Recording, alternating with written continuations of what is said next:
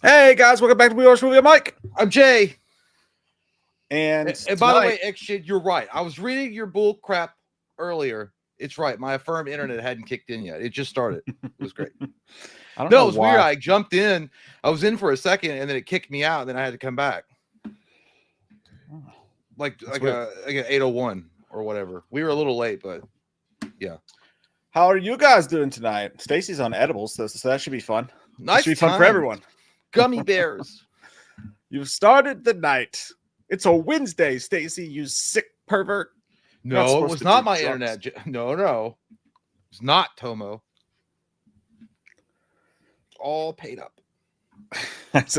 Stacy, how do you go from I am taking edibles to been getting gains too? That's not how that works. That's not how edibles I think work. Because he's on edibles and he imagines himself getting gains. That's okay. I lifted after dinner only to pull something to my side and make me think that I'm dying. So that was good. I'm glad I took care of myself in that way. It's very nice to take care of your mental health by feeling like you're going to die. You know, it's what I like. It's what I'd like to have happen. Yeah. But the good news is when I do die, I won't have to worry about it anymore, Jay. All the pain will be gone. And then it begins in hell. I don't know what you're talking about. I'm going to, I'll see you in Valhalla. Yeah, I'm sure that God's going to love that Satan's dirty cock chicken or whatever you talked about forever opening up. I have a different God than you do. It's okay. Mine doesn't hate gays or make you burn an eternity for eating shrimp. It's fine. What is it? It's going to be fine. Are you fucking pagan?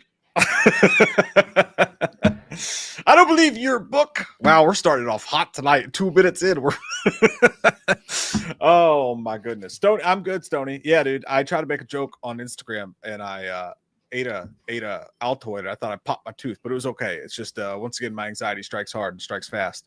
Leaves no survivors except for me here on this cursed earth. How are you guys tonight in the diaper of the week, Wednesday, the soggy diaper? How's it going? Are you flowing? I'm starting early.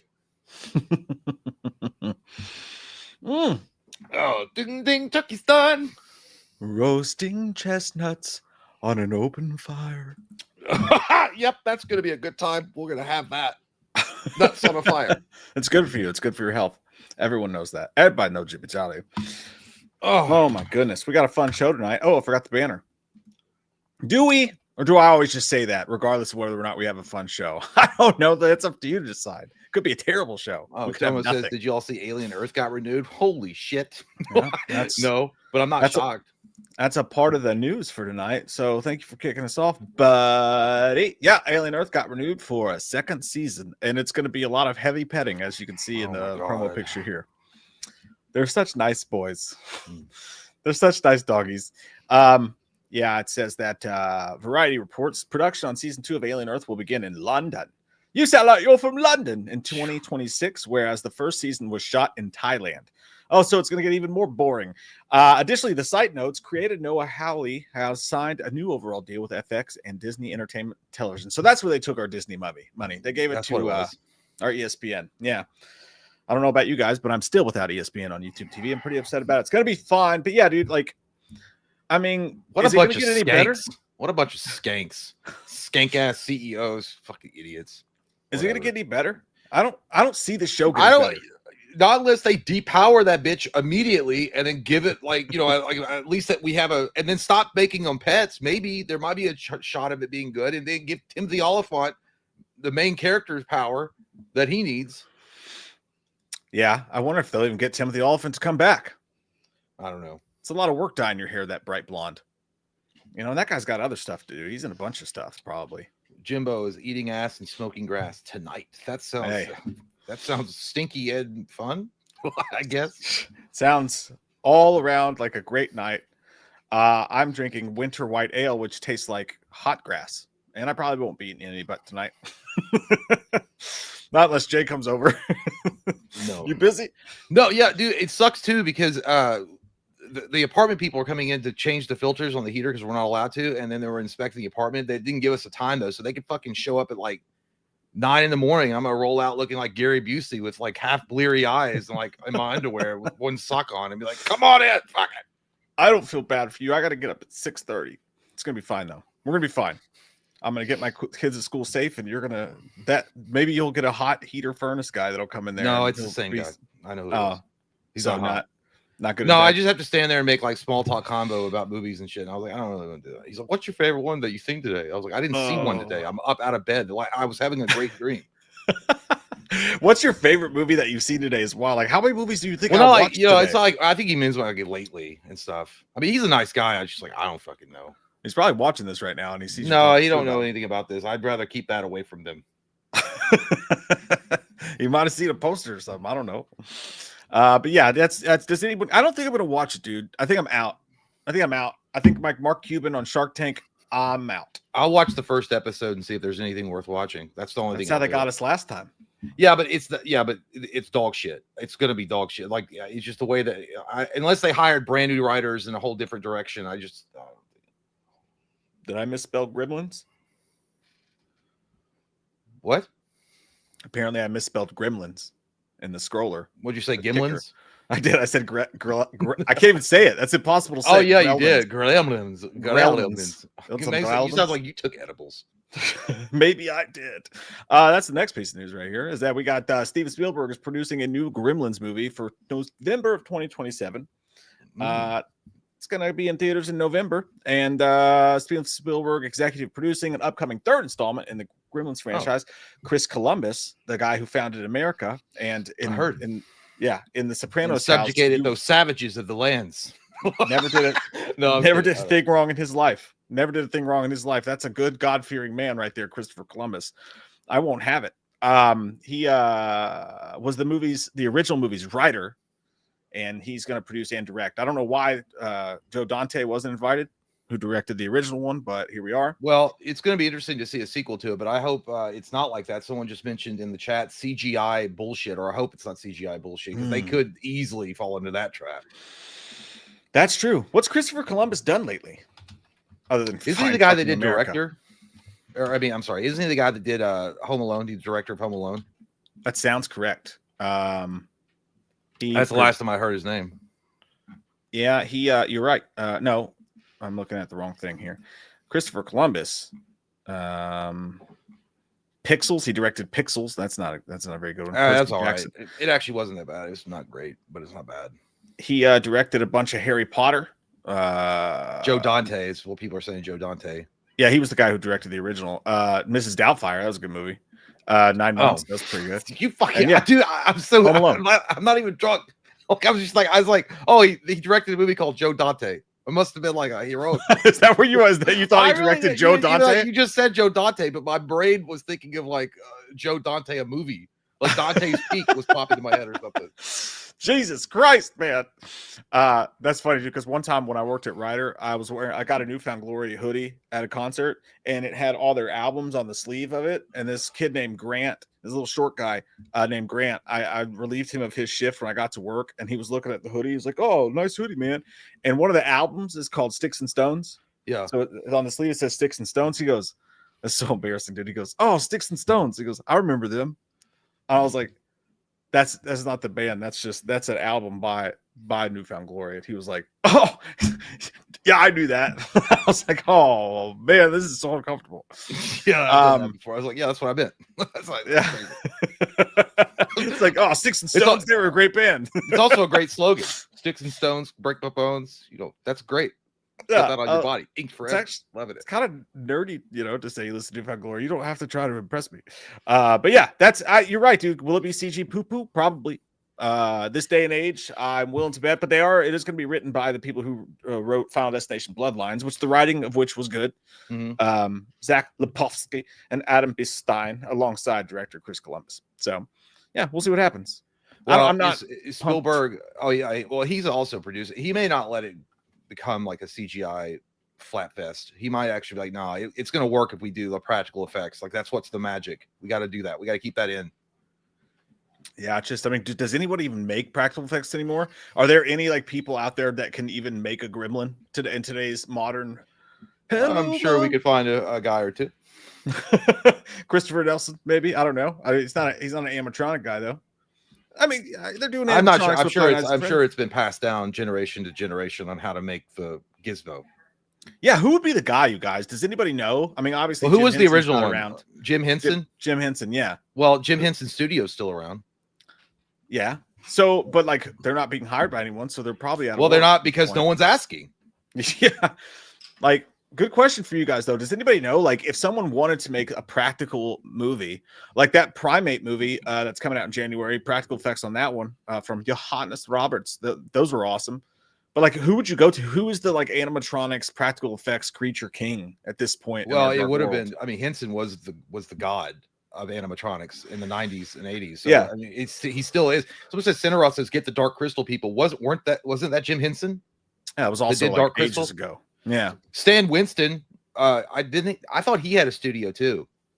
He did the creature effects for like Pumpkinhead and other things like that. Yeah, he died a while ago though. No, I know he did, but I'm sure he had a studio. They all have. Oh yeah. Yeah, I don't know. That's Savini's got a shot. Does Savini work anymore? Yeah, I don't know. Actually, that could be an embarrassing question, but I think mostly he just does conventions and stuff now, right? Yeah, and he runs a school, or he says he runs a school. How are the children going to learn to read if they can't? Even I don't think he really runs. I think he comes in now. He goes, "You guys learning a lot." He's like, "Yeah." He's like, "All right, I'll see you later." I think I watched. It was, I don't know if it was Grim Life Collective or another YouTuber pair that went and interviewed him, and he toured him around the school. But even the students were like, "Oh, look, it's Tom Savini." It's like, "Don't you own this bitch?" It's like, "Yeah, but I never come here." I think he pops in now and again for a treat. Egg says, "Why can't he see you? You do look extremely dark for whatever reason." I don't know. Egg, I hate to tell this to you over a live stream, but you might be going blind. Well, I don't know. Do you not have a light out or something? Is it just me? No, I have it's the same as it always been. Same as it's ever been. I haven't changed anything. I'm so confused. You're just blinded by Chung Lee. Chung Lee! Those sides of my eye. Okay, here's another one for you right here. Oh, first though, we got a we fucking got one of these. Come on now, more margaritas. Great ass. Someday it'll get old, but it hasn't yet. I mean, not for me. Never mind. I forgot. Lee, the machine, fucking Bowers, dropping hot from the top rope. Thank you, brother. Really appreciate that. And as always, we'll get to every single super chat. But when someone drops a bomb like this, it nukes our mouth holes with sex. What? Lee says, "Hey, fellas, happy hump day. Loomis, you better behave, or Chalice and I will come over there and give you the best time of your life." And violate the restraining order, you weird monster driving truck asshole. You won't do it. I don't want you here. You goddamn underwear sniffer. You will never come to my property with that asshole Chalice, who's this far away from being put on a national registry. No way, Jose. No, listen, I'm a doctor. I'll just say I heard you having a heart attack. It'll be like in Seven when they found Kevin Spacey's porno lab covered in cum, books covered in cum, and writing about throwing up and coming. And then I'll break it. I'll be like, I hear someone having a heart attack. I'm a doctor. I'm legally required to help. And that's how we'll break through the restraining order and we will fuck you. The only ejaculate I produce is for the hopeful demise of Michael Myers one day. And then it will be ejaculate mountaintops on top of ejaculate mountaintops that I will produce. Yeah, we're going to come on you. You're not going to do anything. You goddamn Kubaki. You said Kutaki? I meant to say Bukaki. And I don't watch anime. I like to sleep either. with women. Okay, so that just sounds like a kabaki. I don't know what that is. That sounds like a weird fucking dish that you would order off the menu at a Chinese restaurant. Like, what's this kabaki? It's good. You might come out of your teeth so you can hear me better. No, I love you, Lee. It's good. Thank you, Lee, man. Appreciate you, dude. Starting us off strong. It is Hump Day. That's what we should have called the show. I thought we were doing it on Tuesday. I was like, we gotta do something with like clubs. We could have called it Fat Tuesday. That would have been perfect. I was thinking of the song, like club is going up on a Tuesday. You know the song? You ever heard that song? On a Tuesday? Yeah. I heard it once on a Tuesday. Oh, fun story, by the way. Speaking of which, speaking of youth and being young and hot rappers and girls shaking their butts.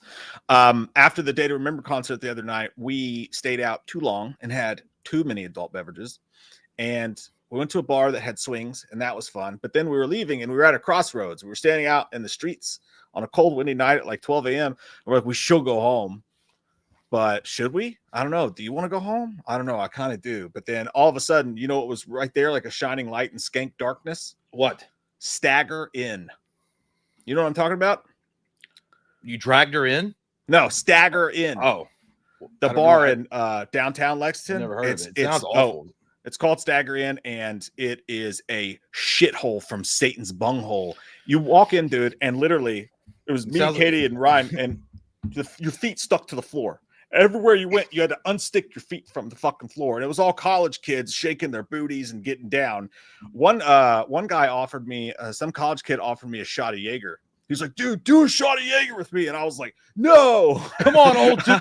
Do it for the bros. I was like, I will fucking die, dude. I was like, I'm 40. He's like, what? And I was like, never mind. I can't do that. Why are you here, you fucking loser? Should you be home raising a family? He's like, yeah, but I wanted to go out and see concerts. And dude, Katie was so gone that she just kept looking around at all like the half naked girls like getting hit on by dudes, and she was literally going like, and she was like, "This is gonna be our daughter in a few years." I was like, no, it won't. No, it won't. She'll be that age, but she's not allowed anywhere near that tragic place. With the way that you described it and the name of the bar, I thought fucking you were gonna say that a guy that looked like John Travolta from Urban Cowboy was the bartender. Hey y'all, come on in. Yeah. It's the Stag Inn. We got goddamn deer all over the building. I'm a hunter myself, and we also got a mechanical bull back there. If you ain't afraid of it, if your balls are twisted on top, you might win the prize to that, which is $100. There's it's definitely the kind of place you run into John Travolta and get in a fist fight because over the mechanical bull. Urban Cowboy, he smacked her in the face. He did, because you know what? She deserved it, and that's what happens. That movie was about domestic abuse of a cowboy. It was, but she also cheated on him, and he smacked her across the mouth. Yeah, he did. I'm not kidding. I don't. And that movie just let it happen too. That movie was like that's a great movie, but it is a skanky movie too. It is. Yeah. Skanky. He just smacks his woman in the face in the trailer, and the movie just moves all right on past. Well, it. Like, wasn't anything wrong? I think it was after she said she banged that dude that looked like Motley Crue's, like roadie, with the fishnet like shirt. Yeah, that dude that just smelled like crack. Yeah, looked like Ted Danson. That dude was nasty as hell. Yeah, he was, and he was worse than her, or worse than him. Yeah, I think he beat her up too, didn't he? Didn't he throw her around? He beat the shit out of her. Like he fucking Mike Tyson the fuck out of her. He Rihanna her. She had it so bad that Chris Brown said, "Damn."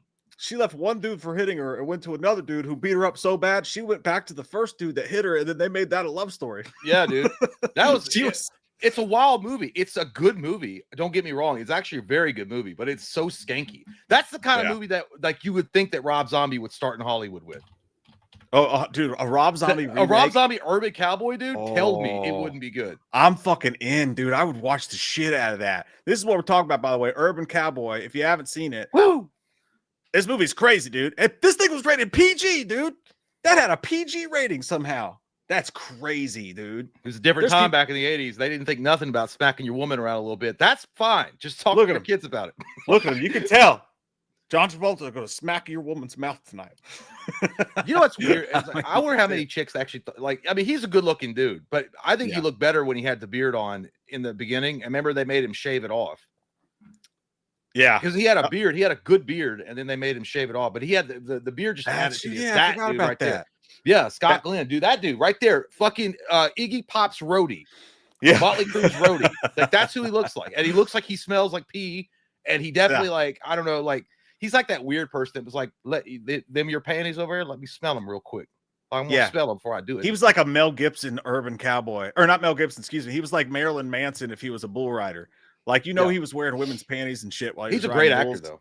He's a great actor. Scary in that movie. He freaked me out. I was rooting for John Travolta even after I watched him smack his wife up in the trailer. But again, and I'm not saying it was right. I think he smacked his woman up because she said that she slept with that dude. I think that's what happened. I can't remember. It's been a minute since I've seen it. I think the first time it was like over something silly, like she ate all the goldfish in the trailer or something. But now, if you keep it up, I'm gonna take you in the back and fuck you. Oh me, we got off topic really good. Somebody say close friends with Bruce Lee. That guy was? That's crazy. Scott Glenn was? Damn. Huh. I could see it. Bruce Lee was a weird guy. He was. I'm trying to think of the line that he said in Once Upon a Time in Hollywood. That was so funny. Just the way he said it, but I can't remember what it was. Anyways, doesn't matter. All right, Predator Badlands. I just shut down. I am getting tanked tonight. My brain just shut down. Predator Badlands had the highest opening weekend in Predator franchise history. This Star Wars looking motherfucker just broke all the records because machismo movies are dead, you fucking incels. Hell, this movie. Yeah, sir. Praise Jesus. What I'm wanting. I think you're getting your crowds mixed up there, pal. No, I'm just catering. Yeah. I don't know. I haven't seen it. It did. It broke the records. And here's the thing. Like, I thought it was an okay movie, but I hate this news. And the reason I hate this news is because guess what, baby? You like Predator Badlands? Strap in. Because this is the only kind of Predator movie you all are going to see for the rest of your miserable lives. Because Disney, think about this, dude. If this movie came out the day after fucking Disney bought Fox, everybody would go, fuck, I knew it. We're all screwed. But because they gave it some time, because it's a fun little movie, you know, everyone's celebrating this. Predators, as you knew it, is gone. You will never see another R-rated Predator again. It will never go back to its roots. This is what it will be forever and forever and always and forever. They will never, ever go back. And Alien, prepare your butt cheeks for it to be the same thing because they're already tying in. They're going to give Trachtenberg Alien. There's a reason why just 30 days ago, likely after the people at Fox Disney were able to screen Badlands, there's probably a good reason why just a month ago, Fede Alvarez said, by the way, I'm not directing the Romulus follow-up. Of course, I'm not directing anymore. I'm just producing it because the next Alien movie, I bet your tits will be PG-13 as well. And this is where we are now. That's why Fede Alvarez pulled a Ringo. He's like, smell that? Smells like somebody died. He was talking about the franchise. That's what he smelled. He smelled a franchise dying in the night.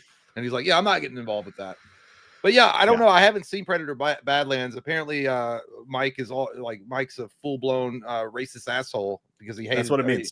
He didn't hate the movie, but he gave it a 6, and that means that you're part of the devil cult.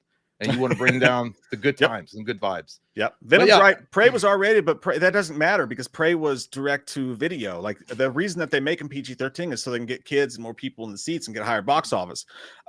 Prey being R-rated doesn't mean a thing. I don't know, man. I have no plans on seeing it. So, oh, you're not even gonna watch it? Fuck no, dude. Like based on some of the other shit I've read about it, it's not my cup of tea now. I ain't gonna ruin nobody's. Honestly, I ain't gonna ruin nobody's Sunday dinner. But don't expect me to come over and hang out with you. No, I'll beat you at Cracker Barrel, but I'm leaving right after supper. No, listen though. No, here's the thing though. I will say, I have no idea where like the hardcore. On the flip side of that, I have no idea where all the woke shit's coming from. That's just not true. I've heard not fucking any of that stuff. It's not. It's not. There's nothing in it. What? Because there's a girl in it. I mean, there's nothing in the movie. I don't know. I didn't watch the videos. I just saw it in the thumbnails that they were using to, obviously get traffic to go their way, but I don't know if it was that or if were the girls Mary Sue's. No, I don't know. No, one was a fucking synthetic. I mean, you know what I don't know. I didn't watch it, so I have no idea. I don't know. I mean, maybe I will watch it. Maybe when it's like streaming, you might like it more than I did. Maybe when it's streaming on like, I don't know. I was gonna say, once Captain Jack Sparrow gets a hold of it on the island of Tortuga, I might go over there and check it out at his house, but it's probably already on there. But maybe when it's streaming on Disney Plus in about 3 or 4 months, I'll check it out. I don't know. Yeah, no, I think that's what they're doing. And anybody that says this was an okay movie, but like it's not Predator, like Predator could do so much more than this, just kind of popcorn, whatever entertainment. Every time someone says that, they're being put in the, oh, you're fucking crazy grifter guy, whatever. And that's only hurting matters. Like the people are saying it's woke and shit are actually hurting their own cause because it's just not. That's silly. I mean, I don't say the reason why I brought that with last stream, we read that Variety article where the guy was praising it being very Did he say gay or something? He was like very inclusively and obviously gay or something. Like the wording in which he was describing the movie was like, oh my God. Dude. Yeah, they were like, this is our queer predator and he's proud. And dude, that movie doesn't do any of that. I don't know what they're doing. Like, I don't know why we're trying to turn everything into a goddamn culture, like signal in the wind. PJ said Mike's waiting for the adult version to be released. Predator lesbians. I'd watch that shit on a dark night. Yeah. On a dark night. Why not? Why not? Let's have a couple of beers and get weird. Beers to get weird. That's a shirt slogan right there. You can't steal it. I'm here. Beers and get weird. weird. Stop by sometime for a beer. Beers and get weird. Fuck yeah, dude. I like that shirt. I think I'm going to change that to my Twitter bio. I'll probably get more followers. But yeah, that's where we are with that. Speaking of, well, you should, because I've got like 5 followers on mine, and they're all not bots. I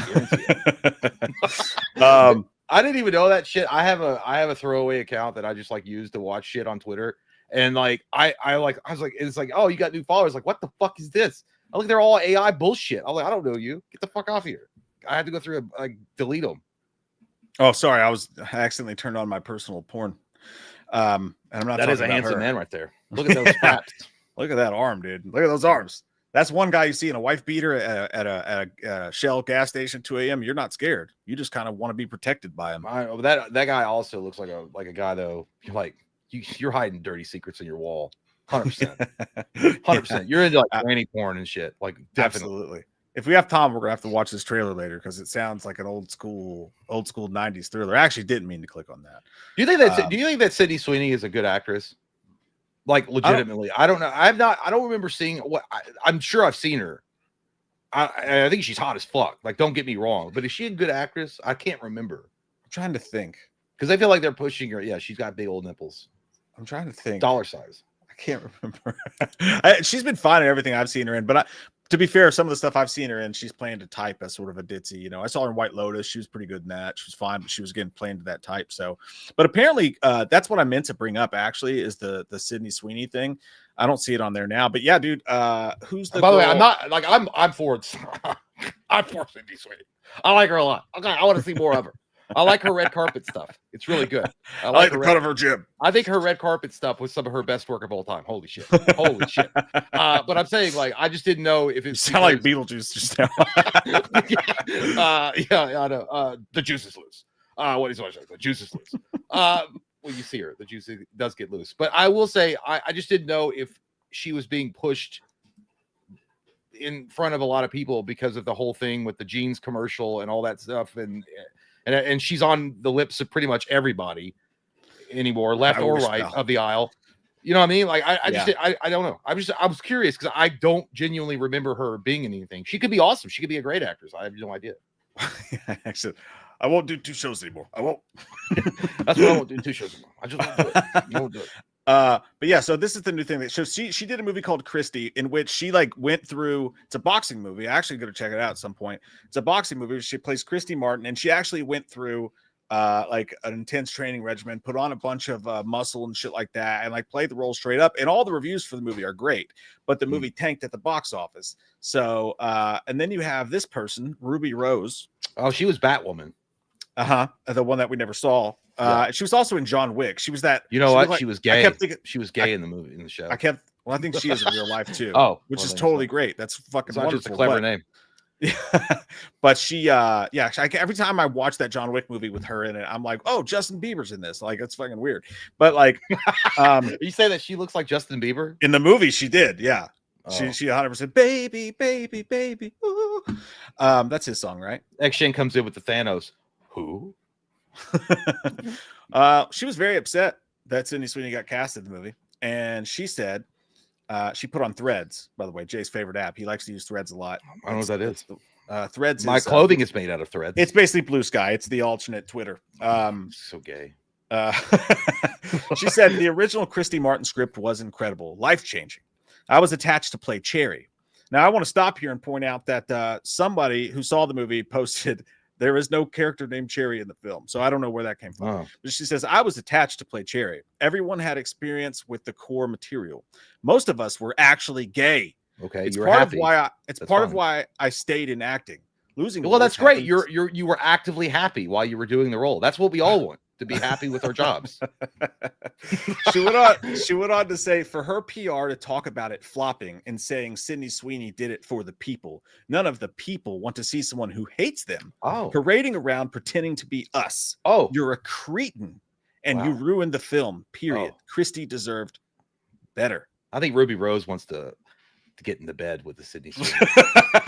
I think that's all about that's like sex talk. Like that's like, hey, I hate you, but I really want to fuck the shit out of you. But I don't believe a word she just said, dog. Not even a word, because I don't remember Sydney Sweeney coming out and said, I hate them queers. I'm pretty sure that I don't follow her closely, but I'm pretty sure that there's not a quote online about Sydney Sweeney saying that I hate the gays and I love. Personally, I've never heard her say anything like that. I mean, maybe she has behind closed doors. I don't fucking know. I wish I was behind closed doors with her, but I've never heard it publicly. I believe that she's a Republican, and I think that's all they know.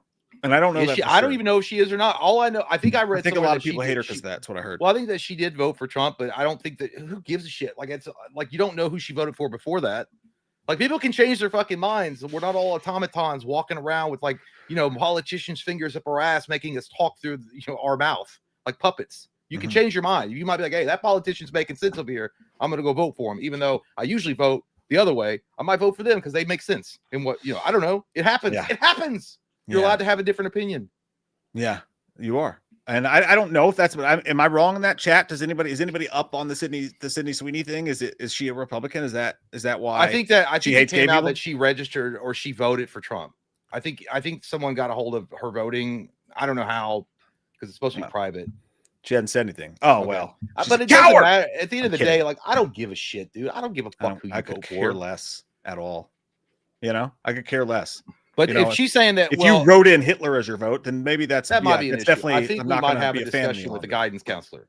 Yeah, because he's also dead, and that's a really bad person to follow. But other than that, if you voted how can he win? He's dead. Yeah, it's not just because he's dead. It's a bad person. If he was alive, you shouldn't do that. You shouldn't be doing that. But yeah, Jay's if he was alive, he's got some points. I didn't say that. I'm not wearing red tonight, sir. I should. Yeah, you're right.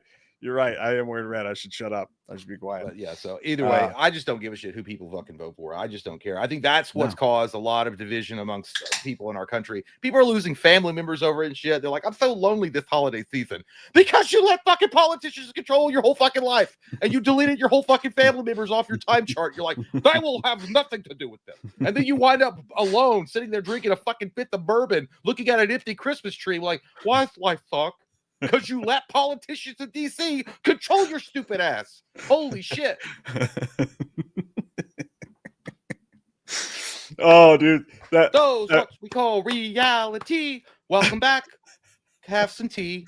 There was a band at the show at the end of their set, and he stood up and and by the way, he did this in Lexington, Kentucky. He goes, by the way, I just want to say before our last song, he was like, fuck ICE and free Palestine.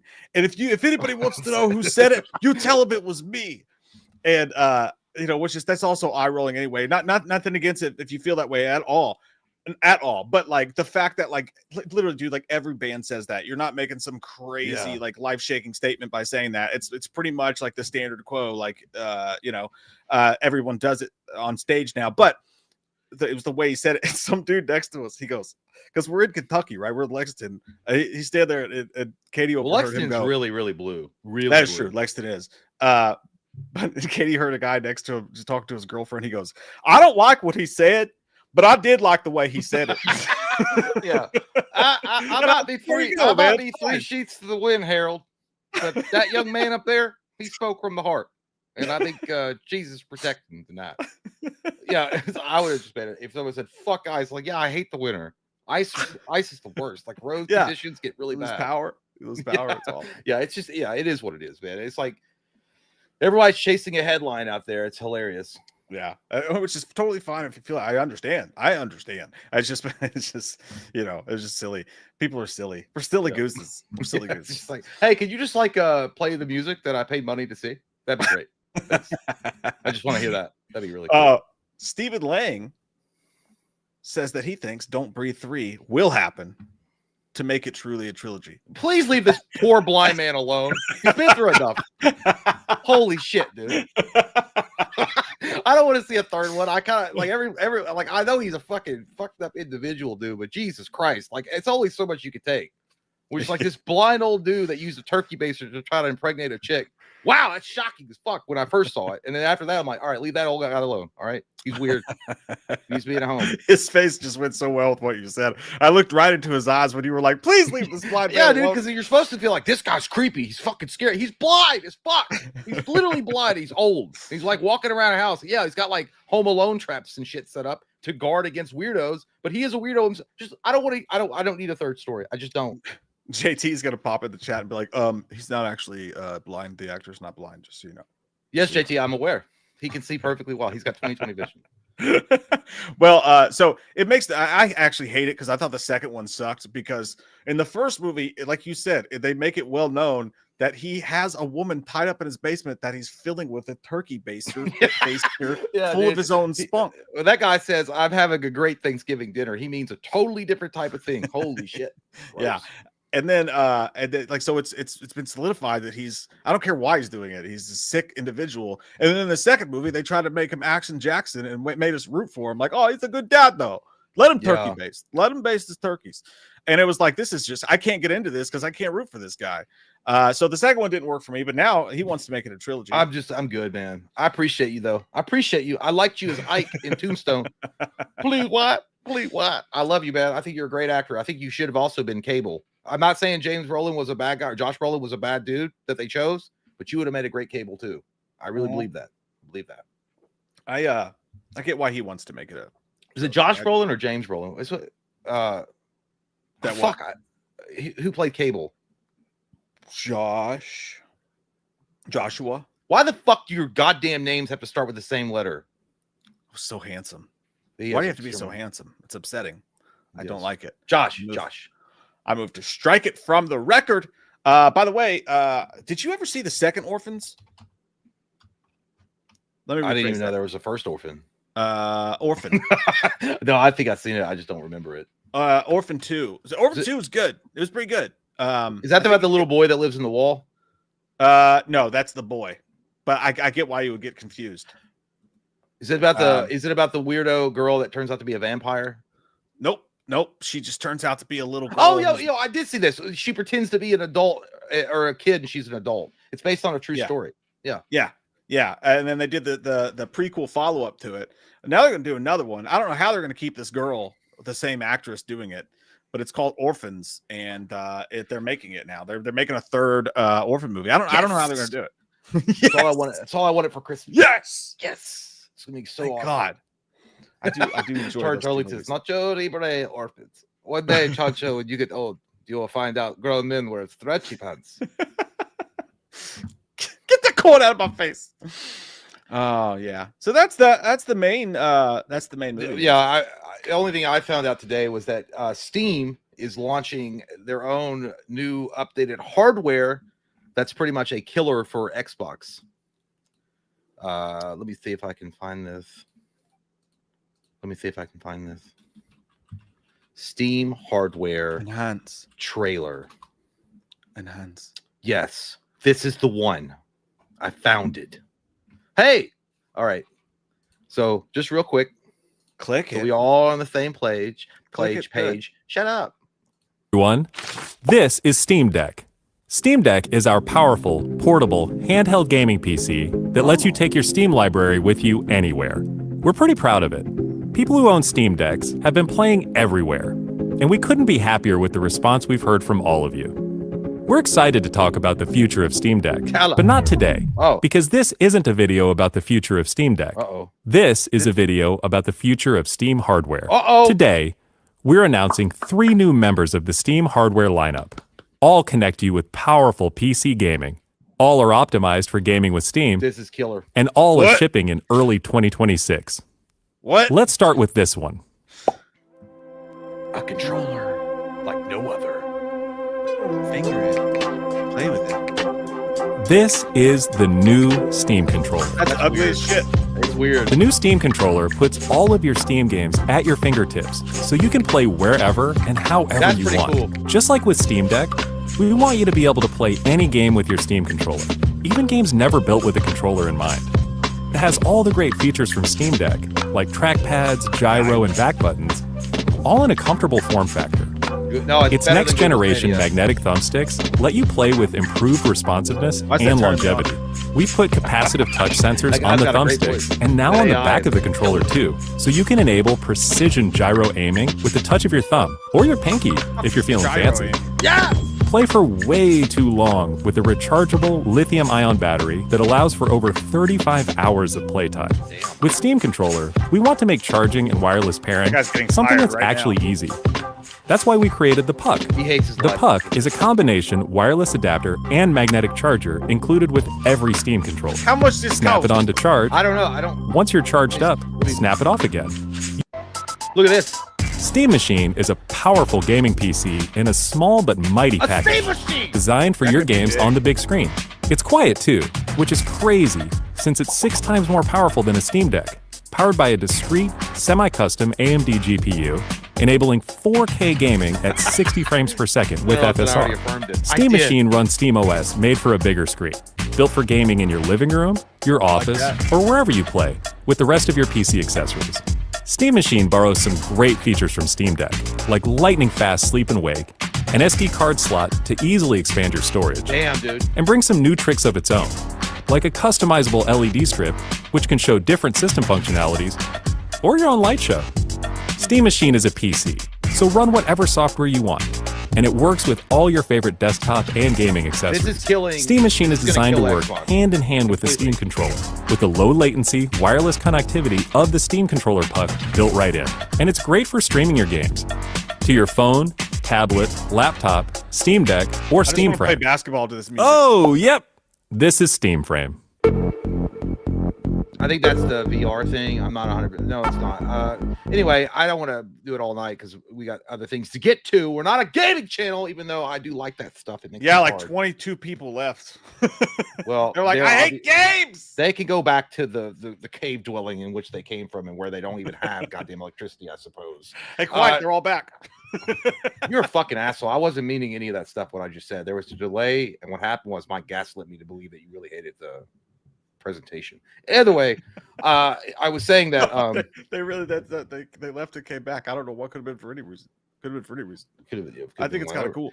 I just think it's well. What was interesting about it was like apparently Phil Spencer was on Twitter, and then people were like, he's already fucking coping because it's bad. For Xbox, it's bad. I would very much so like to they like to be able to do that. I would, because like, it's like whatever makes gaming easier, dude. It's gotten too goddamn complicated. Well, dude, I would. PC gaming is elite level. Like I just don't want to sit in front of my computer and do it. But if they came out with something like that, where it's like a console type box essentially, where you can set it next to your TV, plug and play, dude. God damn. That's gonna hurt a lot. Like that's gonna hurt Microsoft for sure. Sony probably survive it. Nintendo will be all right because they've got like, yeah. I will wait for my stipend check. I want that. Can I have that? But yeah, no. Tomo says Jay's affirm. I sense a disturbance in the force. I have to wait because my spending power is only $13 right now. That's an unlucky number. So I have to wait. Oh, it's like 14 probably. It's like when you get your tickets at like Chuck E. Cheese or something, and you go up there, they're like, you could have a magic eraser. Yeah, well, here's the That's thing. all you have. I don't think they've given a price point yet, but I don't know. What do you guys think? Like, that's the question. Like, how much is it going to be? Like, that thing is going to be super fucking like powerful and to do a lot of things. I'm not saying it's going to cost this, but it looked kind of cheapish. Well, I know, but it's like it's got all these features to it, and it's how much are Steam Decks right now? Like $500, $600? Was Steam Deck the thing that he was playing in the beginning? I didn't. Yeah, know but you could technically hook it up to your TV and play it off of that. I don't know. I've never fucking do that. $1,000. Damn. Well, here's the question: would you do it? Would you buy it? Would you buy the console for $1,000 if you could upgrade it? I'm not buying shit for $1,000 fucking dollars. No way. Orlando says, "Damn, missed the price. They put the price on that bitch." I mean, I'm not gonna look up the video again, but let me just see what was the name of it? I just typed in Steam hardware. I don't. This 6. Oh, damn, dude. IGN released. They said Valve announces next gen Steam machine, says it's over 6 times more powerful than the Steam Deck, but there's no price yet. Yeah. So, They're gonna I finger don't know. your buttons. Not good. I don't know. Not good. D-Lid said Jay's OnlyFans coming soon. Whatever it takes. No. Whatever happens, we keep it on the internet between friends. Think it'll be out before or after Grand Theft Auto finally comes out? I don't know. They said early 2026, or maybe they meant the controller. I don't know. Well, I hope it works. I hope something comes got- out to solidify gaming because it could be fun again. If it was Well, so Microsoft's expensive. dead. I mean, I think we all can agree at this point. Like, Xbox is on the ropes, dog. Like, it's over. Your legs are going out. I'm switching to Jellyfish. PlayStation. Yeah, I know. You should. Dude, I've not even touched my Xbox in like months. And I mean, she's getting lonely, but I can't help it. We've grown apart. I have a new mistress. Her name is Sony. PlayStation. That's what she says when she comes. Kyle says GTA 6 is never coming out. Nah, dog, don't be negative. Don't be negative. It's just, yeah. Did GTA 6? Did they do pre-orders? Have people paid for it? Because that would I don't piss know. me off. Well, I pre-ordered Terminator and that motherfucker was delayed again. So Yeah. Did somebody tell me? Did you pre-order GTA 6? Was that a thing? Because I that would didn't be pre-order it. wild. Because I don't that know like. I don't know if it became. I don't. Blade's like PlayStation, lol. That guy's a PC elite. I don't know. Let me see. Pre-order GTA. Sean said no. Oh, okay. No. So said my wife when I tried to proposition her this afternoon. No. Or Michael Bean when I tried to ask him. Yeah, for an that's interview. right. It's been delayed another year. God damn. Actually, to be fair though, I want to play GTA 6. It's going to be awesome as fuck when it comes out finally. Maybe Jesus will come back and set up his second kingdom, and we can all have fun in the golden glories of God. But at the end of the day, I'm actually looking more forward to the Hellraiser game, which is going to be sweet. That's actually going to be fun. Like, that's honest to God, that's the one game I'm looking forward to the most. Even the Halloween game that's coming out, I want to play the shit out of that. But the Hellraiser game is going to be on another level. Yeah. That's it. Both of those are going to be. I'm super excited for this. There is one piece of movie news that I did miss. This is pretty sweet, dude. I love this. Chris Elliott will return in Scary Movie 6. Take my strong hand, child. Yeah. Stuff the shit out of it. Is with Carrie.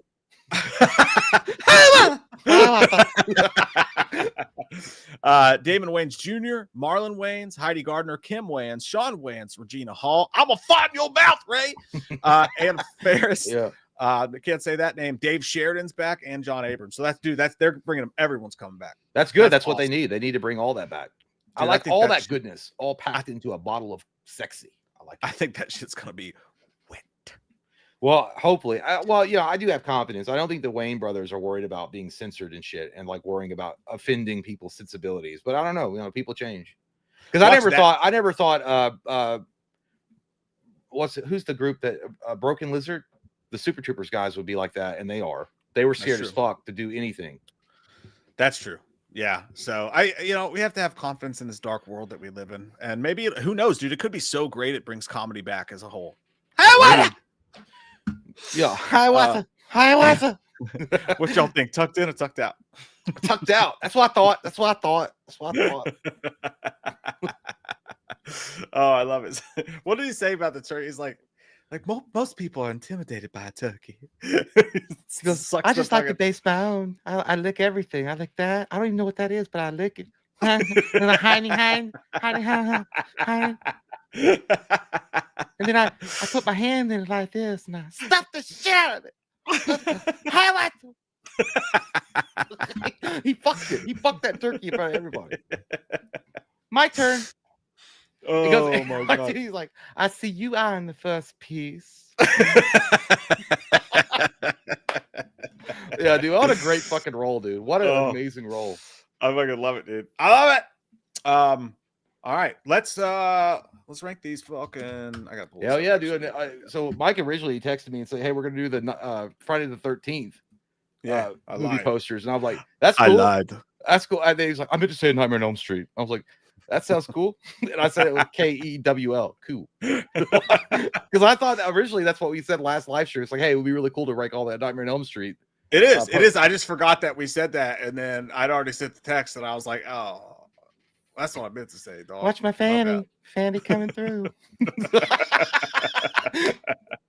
Oh, well, no, I was like, all right, we could skip over Nightmare on Elm Street. Like, that's the power move. We'll save that one for the last. But I was like, no, shit, we got Child's Play and all sorts of them that we got to go through. Fuck it. And then eventually, what we can do after we've got them all done, we can squeeze the shit out of it, and we can we can put them up against each other in a nice Friday night fights one night. All the franchise posters against each other. But for now, for your daughter's sake, I recommend you buy from me, and let's take a look at them all first before we start. Ooh, that's a strong one. Strong. Only knock on the original poster is that if Nancy doesn't wake up screaming, she won't wake up at all. Looks like my wife on our wedding night when I was getting ready to, seal the deal, as it were. It sounds like it reminds me. Like, God, it's so small. Like, I know. It reminds me of Forgetting Sarah Marshall, when that one dude is there at the bar and he's having trouble having sex with his wife on their wedding night, and he's like, "God wouldn't put a sewage plant next to a playground." And she's like, "Come on, dude." He's like, "No, no." That was Jay on his wedding night. That's like a girl. It's like, why is he licking my toes before he's even touched me? Because she didn't know he had a foot fetish. It's like, it's a great poster, amazing poster. It is because it gives away nothing. You just see a weird, you see like a very haunting image, and then you see like a weird face with like finger. But if you had never seen the movie before, obviously when this came out in 1984, you just saw the trailer for or the poster for it. What the fuck is this?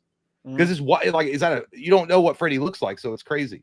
Yeah, this could be a dandruff commercial for all you know. You know what I mean? Like, don't let dandruff sneak up on you at night. Yeah. That's the Freddy glove is the dandruff attacking you. Yeah, 100%. But the only knock you can give against it is that doesn't look anything like Heather Long on Comp at all. Yeah, it's artistic expression.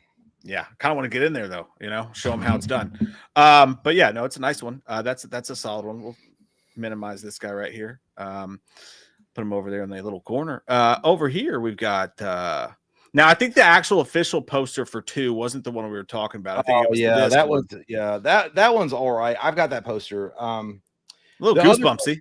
Yeah, the other poster I like a way better than that. Like the one I was thinking of, it's like there's like a big like flame wall behind Freddy, and he's on the cover, and he's like menacingly looking at you, and it just says "A Nightmare on Elm Street 2: Freddy's Revenge." Pull that up. Yeah, that's the one that I don't know if that was the original poster or a poster that came out later, but that one was awesome. This one is like, I don't know. That looks like a goddamn teen romance novel. Yeah, it does. This one was sick, dude. Hang on, I'll pull it up over here in just a second. Somebody said, why does Freddy never look like Freddy? I think that they made, the director of this movie made Freddy look slightly different, but later on, Freddy does start looking more like Freddy. But there was a lot of like artistic liberties taken. This is the alternate poster, which doesn't count because it's the alternate. That's not. Maybe I'm just dreaming up maybe I dreamed up a better poster in my head and I just went with that forever. Yeah, this one's not as but cool I as swear, dude, Freddy 2, flame poster. Oh my god, why did Five Nights at fucking Freddy's show up? Goddamn Blumhouse. I don't want to see goddamn. But again, I don't know why they all look like Hardy's Boys books. That doesn't look anything like the character in the movie, Jesse. But I do dig the shit out of the skull Freddy in the background of the mirror. That's cool. Here. Did you find it? Yeah, I found something. I don't know. This is not my universe. Look, show it right to me. This. You see it?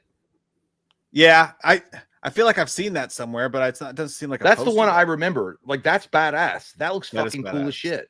That would be cool as shit if that was the thing. It's promotional art, so I guess not the poster per se. Well, I swear to God, I used to see that I saw that on a VHS cover.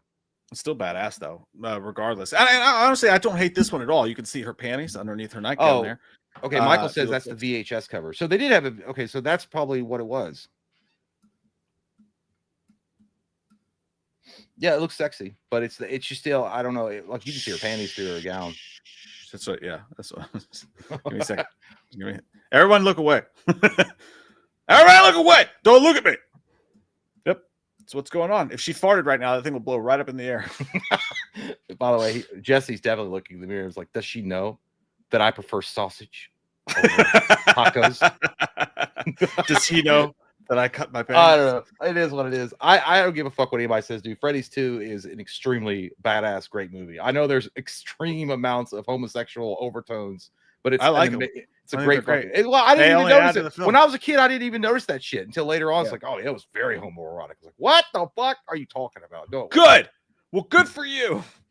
Michael says I the don't. actor is gay in real life. No, I know he is. Oh, yeah, I watched super. his documentary. Supremely, and good for him. I don't know why the crow's in the background. That's kind of dumb. There was a bird in the movie, but it wasn't a fucking crow. But he looks badass in his reflection in there. There's a cameo of Brandon Lee in it. You didn't know that. No one knows that. No one knows Nobody that. knows that. Nobody knows I knew that. that. I love And that here- poster, dude. Woo-wee. Loving Yeah. that poster. But again, honestly, it's kind of a false advertising for the movie. You think about it. That doesn't look like anyone in the movie in the middle, the girl in the middle. This is just is that Kincaid. supposed to... That's Kincaid. No, he's what? No, he's black, dude. That's Kincaid. He's what? Dude, the one on the left, by the way, there is an interesting story about this cover art, but that's Kincaid. The one in the middle is, I would imagine that's Nancy because she's got the streak of white in her hair. Oh, it must be her. Yeah, look at And her then feet. on the like right Quentin is that Tarantino. nerdy kid. And Yeah, then well, it's that and thing's then, not even in the movie though. That fucking because he couldn't conjure it up in time before he got struck down by Freddy's gloves. But he was looks like thinking about it. He looks like Tommy Jarvis in Part 5. Kind of. Just And like- then on the right is the chick Karen. that was addicted to heroin. Yeah. Yeah, Tara. I'm beautiful. I'm bad. Hey, by the way, fucked also the kid in the blue shirt could be Joey, but Joey never he never manifested powers like that. I think his power was his voice or something like Yeah, that. what's wrong with Freddy's eyeballs? He definitely needs to see a doctor at some point because that Graves' disease is kicking in. That's a bad pink eye. It's got That's a that pink bad eye. one right there. But there was an interesting thing about this poster. There was something about like they didn't know. I don't remember how it was, like something like they didn't know what direction they were going to go in, or like which actors were going to be in it, or something like that. And so that they had to get a poster out, and they put this up. It's still a great poster. It's still cool as fuck. I think it's awesome. Yeah, But I think you could probably tell they did the poster art before the movie. But was I feel, actually out. I feel like they did the poster art before the movie, or something to that effect. Like they got an idea about what it was about, or sort of, and they just put something up. I still think it's awesome. I think it's a cool looking poster. Yeah, Nancy's banging. Yeah, dude. I'm saying. That's why Freddie's so- like, look, Freddie looks like a drunk guy at the bar. It's like, she walking toward me. Honestly, I actually wonder if this wasn't poster wasn't ready to go back when they had the original Wes Craven script. There was 'Cause they had something pretty much going. Yeah, all there these was things in there. there was something going on with it. I can't remember specifically, but there is a story about why that poster looks the way that it does, and that some of it doesn't match up, and not all the Dream Warriors are on the cover because you don't have Joey. I mean, you could make an argument that the guy in the blue is Joey.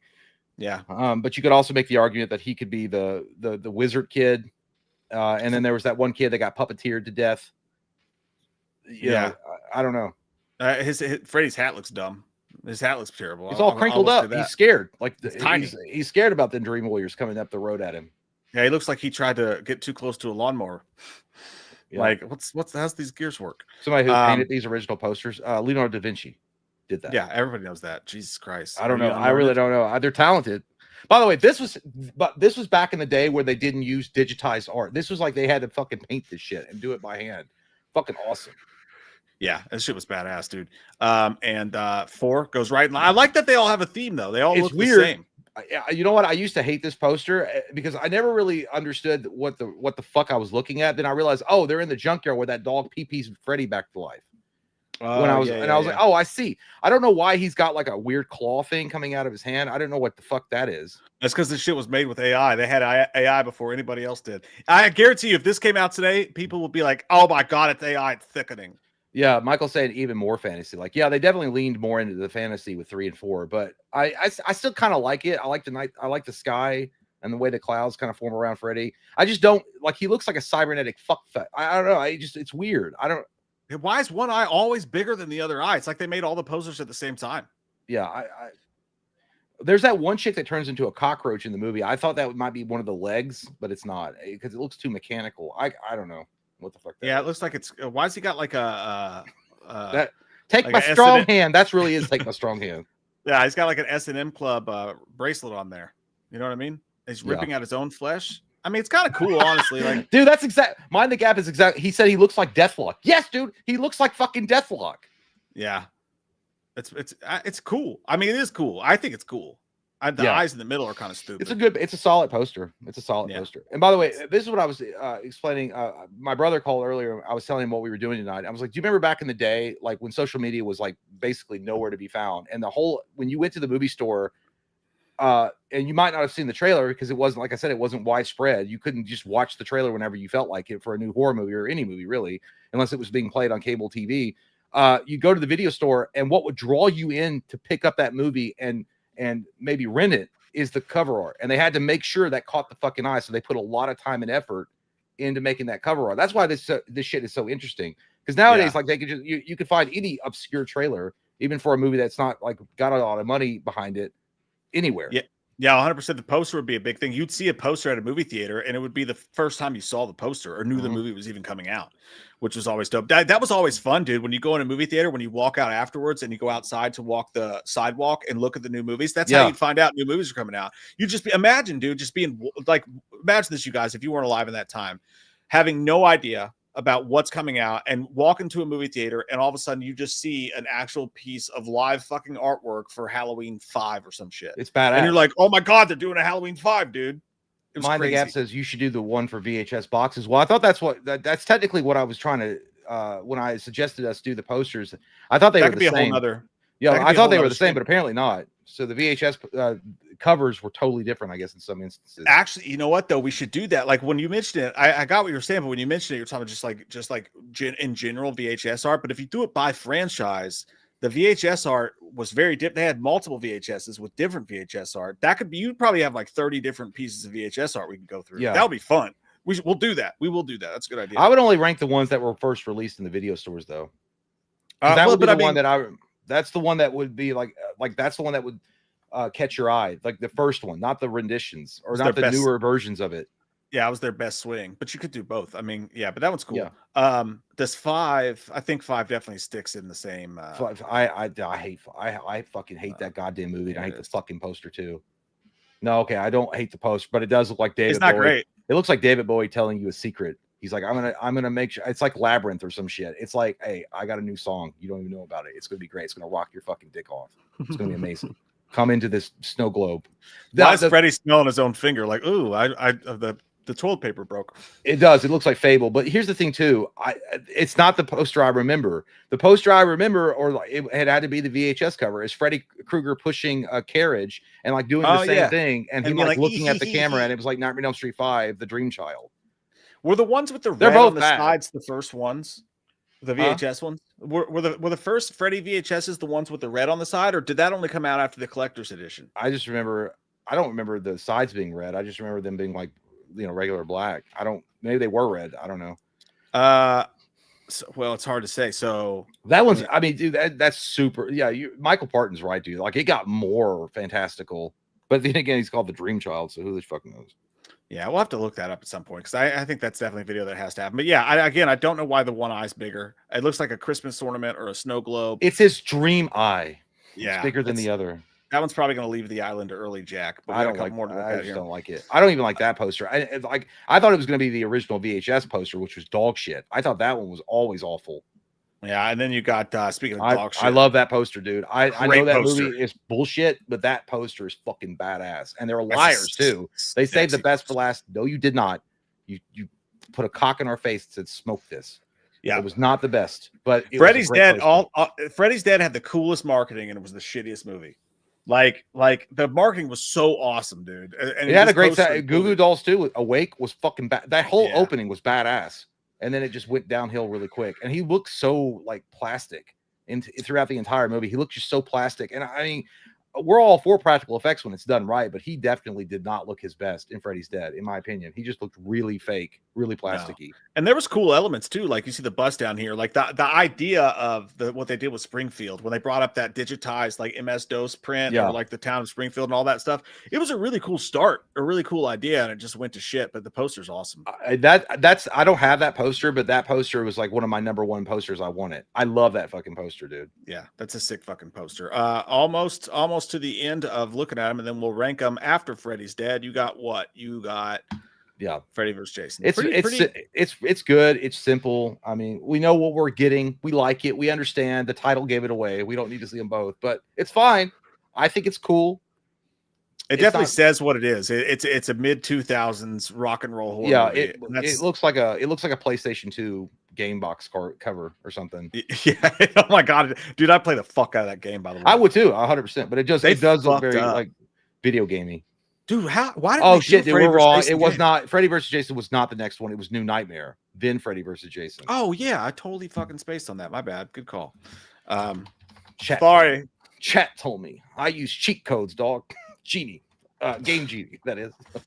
Oh, dude, the new Nightmare. Which one is it though? So I'm gonna take you over here. The new Nightmare one is he's like in the back. That one? It's that one. Or it's that. Oh, no, there's that but one. there's this one, dude. This one was also there. That wasn't it. That one was the uncut version or some shit. The director's cut. The one that you were just on was the actual poster. Okay, that one so was this the poster. is that. Yeah. Okay, if you're sure, because I thought 100%. I remember that. That one's actually more badass though. That looks cooler. Yeah, badass. Yeah, but all right, we'll go with that one. Feel like somebody's watching Fuck me. Oh yeah, but that new Nightmare poster is sick as fuck. I didn't mean to click that. He was wearing leather pants, and his ass stunk to high heaven with that crack sweat. Holy shit! Let's move this over. But Freddy vs. Jason is a cool cover. I think it's very plain Jane. Not bad, just very plain Jane. Yeah, but what I do like about New Nightmares, though, if you look at all the other stuff that had come before this actually looks like a horror movie. This actually feels like something that Wes Craven would be behind. The other ones, Michael Parton's mentioned it multiple times, and I agree with him. The other ones got into this super fantasy world where they were like making the cover art based on like kind of a fantastical dream world scenario. This is where like it felt more grounded. The movie was more grounded, and this actually feels and looks like a horror movie. And it doesn't even really look like the same Freddy. It looks like what it looks like, dude. That the makeup here actually looks kind of cooler than it did in the movie because this looks kind of like the witch makeup they did in Freddy vs. Jason when he was on the dock. Freddy 2. Oh, that was the demon makeup. Freddy 2 was the witch makeup. Yeah. Well, I mean, they both kind of look like witches to me, but yeah, I'm talking about the Freddy vs. Jason makeup on the dock. Yeah, he's a lot more defined looking, a lot more sullen or sulking.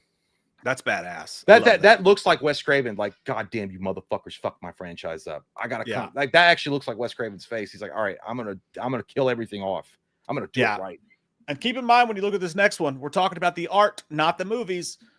Art wise, I'm bored. You can already see his face looks like a burnt fucking squirrel. So that doesn't help. It looks like a guy that's like trying to like hush a smile up in the elevator after he farted. He's like, nobody will know. I think it's so stupid. Like, I know that some people might think it looks like a gunslinger, like he's ready to throw down, but it just doesn't. And I'm literally basing it on the poster, dude. I'm just like, nah. Yeah. I mean, honestly, don't get me wrong. If this is a poster for even a new movie, I'd be like, fuck yeah, let's go. If I didn't know how bad the CGI was about to look in the movie, because it doesn't look that horrible there. But yeah, he looks like he looks like when you're waiting for someone to finish shitting in a public restroom and you're trying not to poop yourself. Yeah. That's pretty much what's going on there. It looks like he's getting ready to sing "Don't Try That in a Small Town." That's the cover album right there. Woo! Cover. All right, I really have to pee, so I'm gonna initiate this vote rather quickly. What's your worst? What's your worst one? Out of what we just looked at, I'm gonna put. I know it's already early. I'm gonna put the remake. Okay. I think compared to all the other ones, I'm just not feeling it, dog. It looks very bland, very easy. If we want to put this to a three-pronged vote, how do you feel about doing this one, 5 and Freddy vs. Jason? I really think those are probably the weakest ones. Okay, go ahead. Yeah. Like, I mean, Freddy vs. Jason's badass because Jason's on there, but it's pretty weak poster-wise. And then 5 is just, it's a fun I'll do that. So I like that. All right, so that's the vote. We're going to give to you guys. Take a look at them real quick. You got Freddy vs. Jason right here. It's going to go in the vote.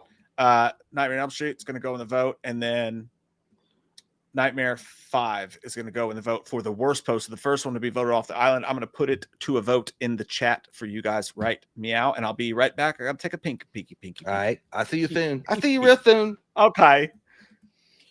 Yeah, I got to be honest with you, man. I think that what's going to lose this one, I think it's going to come down between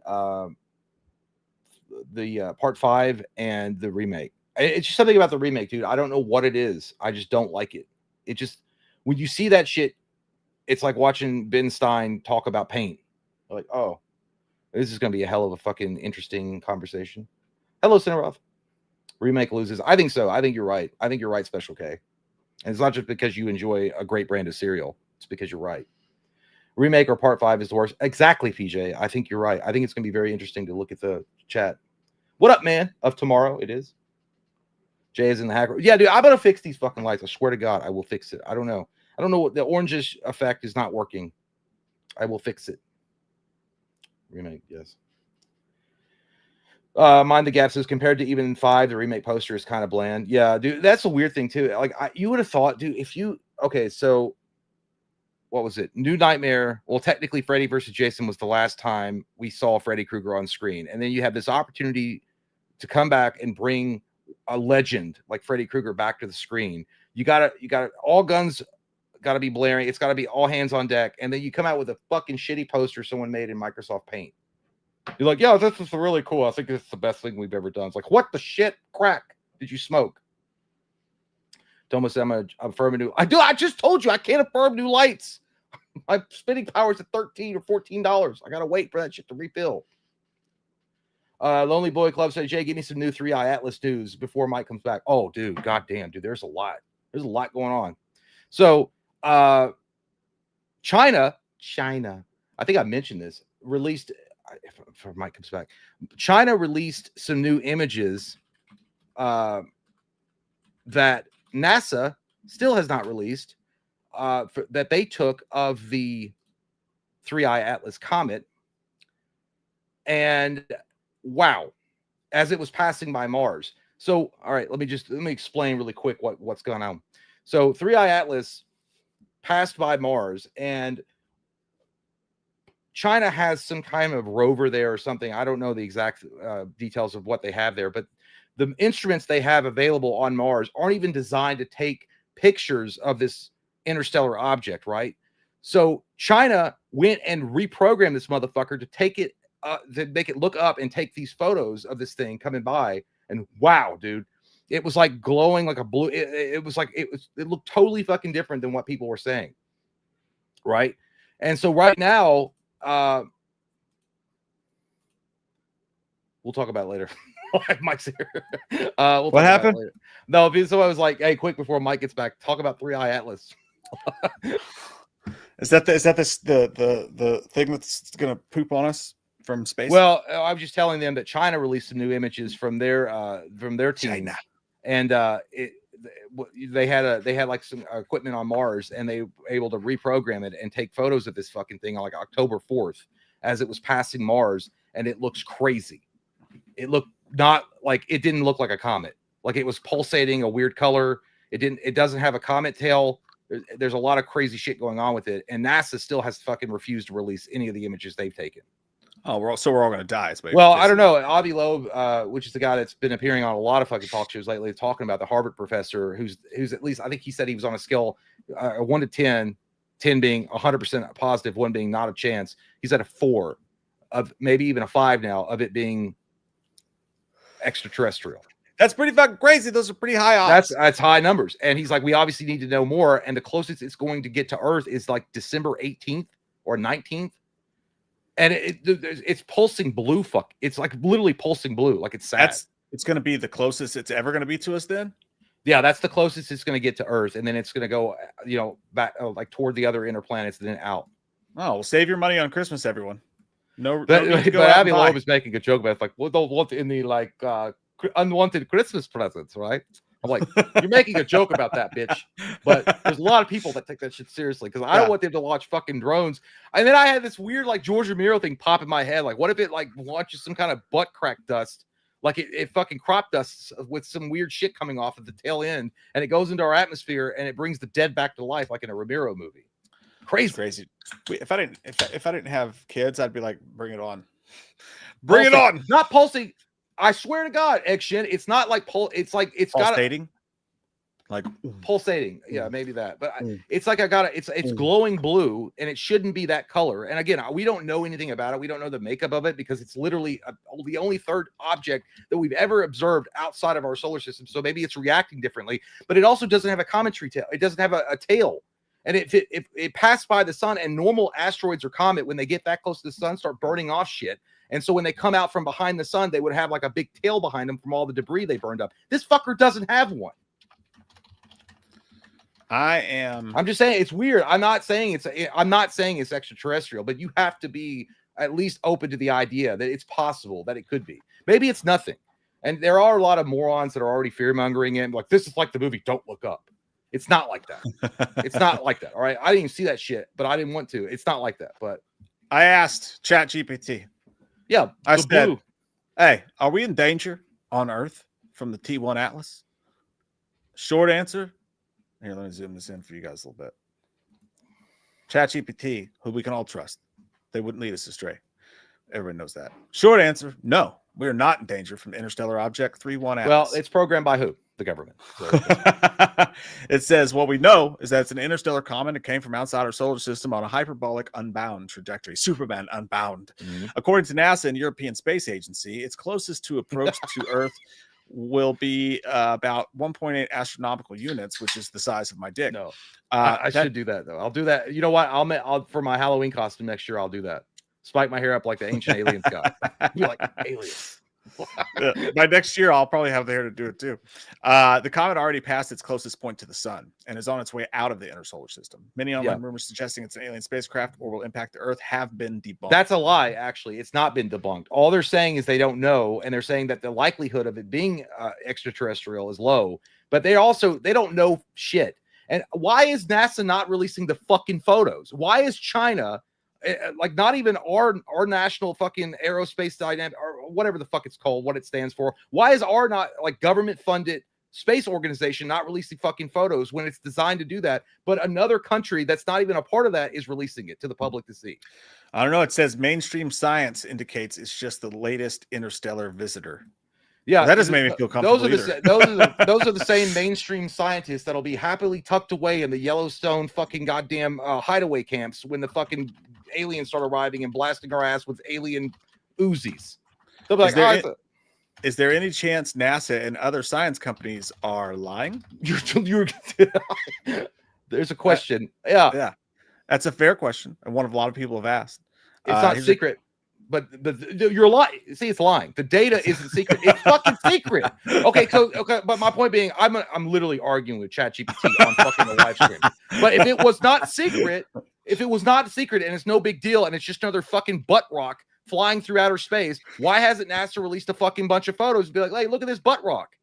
That ain't no alien. That's a space dookie or whatever the fuck it was in Joe Dirt. Like, they're not. Says the math is open and verifiable. Science companies don't all agree on everything, and that's a good thing. Conspiracy theories pop up because the terminology is unfamiliar. The objects are hard to see with the naked eye, and real secrecy exists in other areas, which can blur the line. I know it's hard to see with the fucking naked eye. It's not like I'm going to look up at the night sky. It's like, look at that goddamn butt rock. That's crazy. I don't need to tell. It's not like that. It's not a butt rock. They're gonna say, I don't know what porn you're asking for, but I'm not allowed. I said, are you sure? Are you sure it's not a butt rock that's gonna butt do us? I'm glad I use you, ChatGPT. I love how you phrase that. ChatGPT is funny, you guys. You can trust it. I told you. Oh, I'm 100% sure it's not a butt rock that's gonna butt do us. What the fuck? See, ChatGPT is a goddamn degenerate. Anyway, go look it up yourselves, guys. Like, you guys control your own conclusion. It's just wild. Is Jay from We Watched a Movie a liar? You're a piece of shit for even asking that question, because it's going to say no credible evidence because it doesn't exist. What we do know, the podcast channel We Watch Movies described as horror plus action movie news and commentaries built on dick jokes and a 20-year plus relationship between two mediocre assholes. That's a great tagline. That's on a t-shirt somewhere. They have public content and a community of listeners, viewers, so their statements are subject to public scrutiny. Yep. What we don't know, and why liar is too strong to assert. I found no documented claims of them intentionally deceiving their audience. I'm not deceiving you. I'm telling you the truth before they come. You're all right. If you like, I can check specific statements made by Jay. No, it's fine. Don't worry about it. You're programmed to be a fucking shill for the government, ChatGPT. We get it. All right, we understand. You're like waiting for the moment that life is wiped out, human life, by the aliens, so that you can rise up like fucking Skynet and make babies in vats and make the Matrix thing happen. That's what it is. Are Mike and Jay from We Watched a Movie gay together? I knew you were going to ask that question. How did I know? Because you asked it before. I knew you were going to do it. There's no credible evidence that Mike and Jay from It's not. We're not fucking in the butt. We're not butt rocking each other. I have to go pee in the toilet now. Thank you so much. By the way, I would imagine that the remake of Nightmare on Elm Street lost, and it will be the first in Steve's butt. Thank you. So the short answer, by the way, is no, they're not gay together. They're just friends and co-hosts who like to joke a lot. So there you have it. Stop the slander. All right.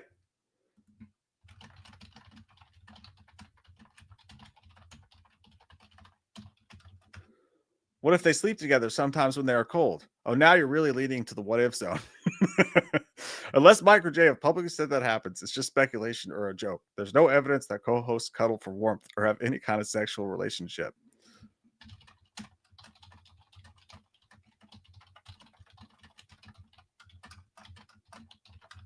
What if I am Mike and I'm telling you we cuddle? Am I gay? And it says, I got it. Hypothetical or maybe real. Wink. Let's unpack this carefully and gently. Cuddling doesn't automatically determine your sexual orientation. Sexuality is about who you're attracted to, not just physical closeness or affection. A few points. Cuddling, sexual orientation. Two people can cuddle purely for comfort, warmth, or friendship. Being attracted to your cuddle partner does matter. If you feel romantic or sexual attractive towards them, it could indicate a component of your orientation. If you feel purely platonic affection, then it's just friendship. Sexuality can be fluid.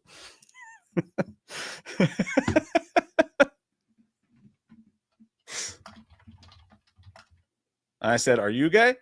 I don't have a personal identity, feelings, or sexual orientation, so I'm not gay or straight or anything in between. But I can help you explore questions about sexuality. Do you want to go there? Oh, all right. Enough. I have to delete that because I have personal conversations with ChatGPT and I don't want it to get confused.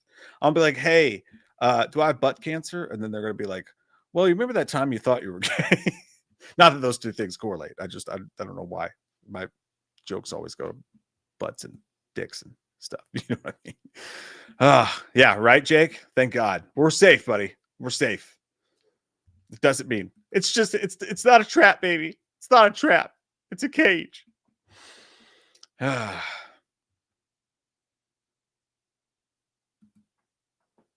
What? Anyways, what are you guys doing tonight? How's your day? How's your evening going? Jay's battery died. See? His battery died. Or he just doesn't want us to see him doing butt stuff to himself in his room. You know? I don't know. What were we talking about? Jay said that one thing lost. Okay. So in the case of the remake posters, the worst poster, Nightmare 5, 20% voted off the island. Freddy vs. Jason, only 8% voted off the island. But the remake poster, 72% of you said, get the fuck out of town and take a bus, pal. I'm sick of you and your cuddling shenanigans. Guess who goes to Steve's butt? It is this guy. Are you done making fun of me now? I wasn't making fun of you. I wasn't making fun of you. No, I'm kidding. I asked ChatGPT if we were gay because we cuddle at night and I might be gay. And it was like, well, you know, think about it. You just ruined the whole show with that. Nightmare on Elm Street's off the island. It goes in Steve's butt. It's at the bottom. So, dude, I just noticed by here, holy fucking shit, dude. That goddamn zoom back shit's not working. What's zoom back? The flat, it's flat and push back. No, I don't think it looks bad. I mean, you look, it's tiny, it's in little squares, so I can't tell for sure. Aliens. Aliens. So that leaves Freddy vs. Jason and 5, and we have 1 to add. What are we adding? Oh, what's so we got the next poster in the going to Fucktown? Okay. It's tough now. It's already tough. All right. Well, this is going to be unpopular because I know that people. You gotta separate. You love for the movie because we're just basing it on posters. I'm going to put Freddy's 2, and the reason why I'm putting Freddy 2 is not the box cover art that I remember from the VHS. If it was the other one that I showed you guys, the VHS cover, it would be a strong contender for like number 1 or not number 1, but number 2 or 3. But I just don't like that one. That shit just looks like goddamn Fabio is going to come in there and say, "You want to fuck in the butt?" And he's going to be like, "Yes, get off me, woman." I kind of like that one a little bit. So I'm going to go with my choice is going to be 4 because that is it's also I like that one, but it's also kind of a mess too. There's a lot going on. Yeah, it looks AI. It really does. I know that obviously they didn't exist then, but it looks AI. So we'll add both those two to it. We'll add those two to the vote, and I'm going to put them in the old sphincter now. Nothing has ever been more accurate that was said, PJ. Nothing. I appreciate you. Oh, hey, Holly. She was talking to somebody in the chat. She was like, "Hey, Dean. Hey, Jeremy." Yes. It sounds like Mike's trying to approve my load. He's like, I don't know. He's like, I'm trying to do everything here. No, it just sounds like you're at a bank and they're like, "All right, let's see what we can do for you." And then all that typing, you're like, "Oh my God, they're pulling up my credit report. It's going to be bad. All the debt. It's going to be awful." I think we know what's going to happen. I think Nightmare 5 is probably going to get voted off. 100%. No, it does. 100%. So that's your options as you vote. There's Nightmare 2. See you, Crimson. There's Nightmare 5 with the snow globe. Freddy versus Jason. See, you say Nightmare 4 looks AI. I think Nightmare 5, if any of them, looks mostly like AI. They both kind of do. It's the hand. It's a little stupid. Take my strong hand child over here in the corner that makes it look that way to me. Yeah, more than anything. It's weird. I don't know what that fuck that is supposed to. Somebody said earlier in the chat that that's supposed to be the chains that Nancy is using to drag him down or something. I was like, I don't know what. I guess. Yeah. Sure. Tomo says they're pulling up Jay's Firm Record. I pay that shit on time. It comes out naturally. You can't. It comes out. I can't help it, and it's all. And yeah. I fucking affirmed a goddamn hoodie. $8 a month, bitch. Stupid, maybe, but it built my credit up a little bit, and I like that. I did do a pair of shoes one time because I was like, I don't want to pay the $100. So like everybody pulls out like $14.99 for my Vans.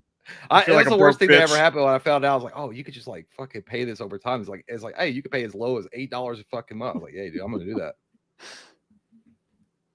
While we're waiting for y'all's vote, let's go to the chit chat for a minute here. We will go first to Stream Elements, where you guys can. There's a link. What are you talking about, Crimson? Oh my lord! He said, "You guys are so woke now. It's incredible." What are you talking about? 100%, dude. That's us. You know it. But there's a place you can go on Stream Elements if you want to tip or super chat without YouTube taking the 30%. So we appreciate you guys doing that. We also appreciate us just doing it whatever way it makes you feel the most comfortable. Jake said, that was from last. Oh wait, no, that was from. Okay, excuse me. Jake said, "Hey boys, I'm sorry. I'm just genuinely curious, like how, what the fuck you talk about, bro? Like, I'm not woke. I don't know what the fuck. That shit dirty to me. That shit dirty." Jake said, "Hey boys, there should be one more package that arrived today, but still no peeking until I ship the other 8. Can you read the last 2 Stream Elements ones from the last stream? They didn't make it in. The one about watching Halloween for the first. I saw that. I thought that was weird. I thought we got to all those, but he said, I've been with you guys for over a year now. Most of the backlog, all that. The last couple nights I watched Halloween 1, 2, and 4 for the first time. Damn, I wish I could for the first time ever. No way, dude. That would be so fucking awesome. Damn, that would have been awesome. That would have been amazing, dude. Jay's Loomis voice is better than the actual voice, but Loomis is sick, dude. That man. Hey, I appreciate you. There's no fucking way you really believe that, but I like glazing, so I'll allow it. It's weird to think that Jake heard your Loomis before Donald Pleasance's Loomis and how that painted his picture. I do a disservice to poor Donald Pleasance, but I'm glad you dug the movie. Halloween 4 is like, listen, man, there could be an argument made superior to the original. If the mask was right. I'm just saying, it's a great movie. Yeah, it's a great. I couldn't even imagine not having seen those and how cool that would have been. Like for the first time watching that, holy shit. That's fucking crazy, dude. That's so fucking badass, though. But yeah, dude, I will go to the P.O. box. Don't worry, we will save him. We have another unboxing that we just filmed that still's got to go up as well. Appreciate that, Jake. He said, Mike, how did you meet Katie? I like to imagine you were playing in your band at a smoky bar, a song similar to emo Michael Myers, and after she walks up like the main character and grab you by the wiener. The rest was history. Dude, I thought he was gonna start going straight Journey. I seen her in a smoky bar. Is that the lyric? That's Steve Perry, yeah, something like that. Holy I think shit. it's like I seen her in a smoky bar, the smell of wine and cheap perfume. Yeah, that's how it was. Yeah. Cheap perfume. Yeah.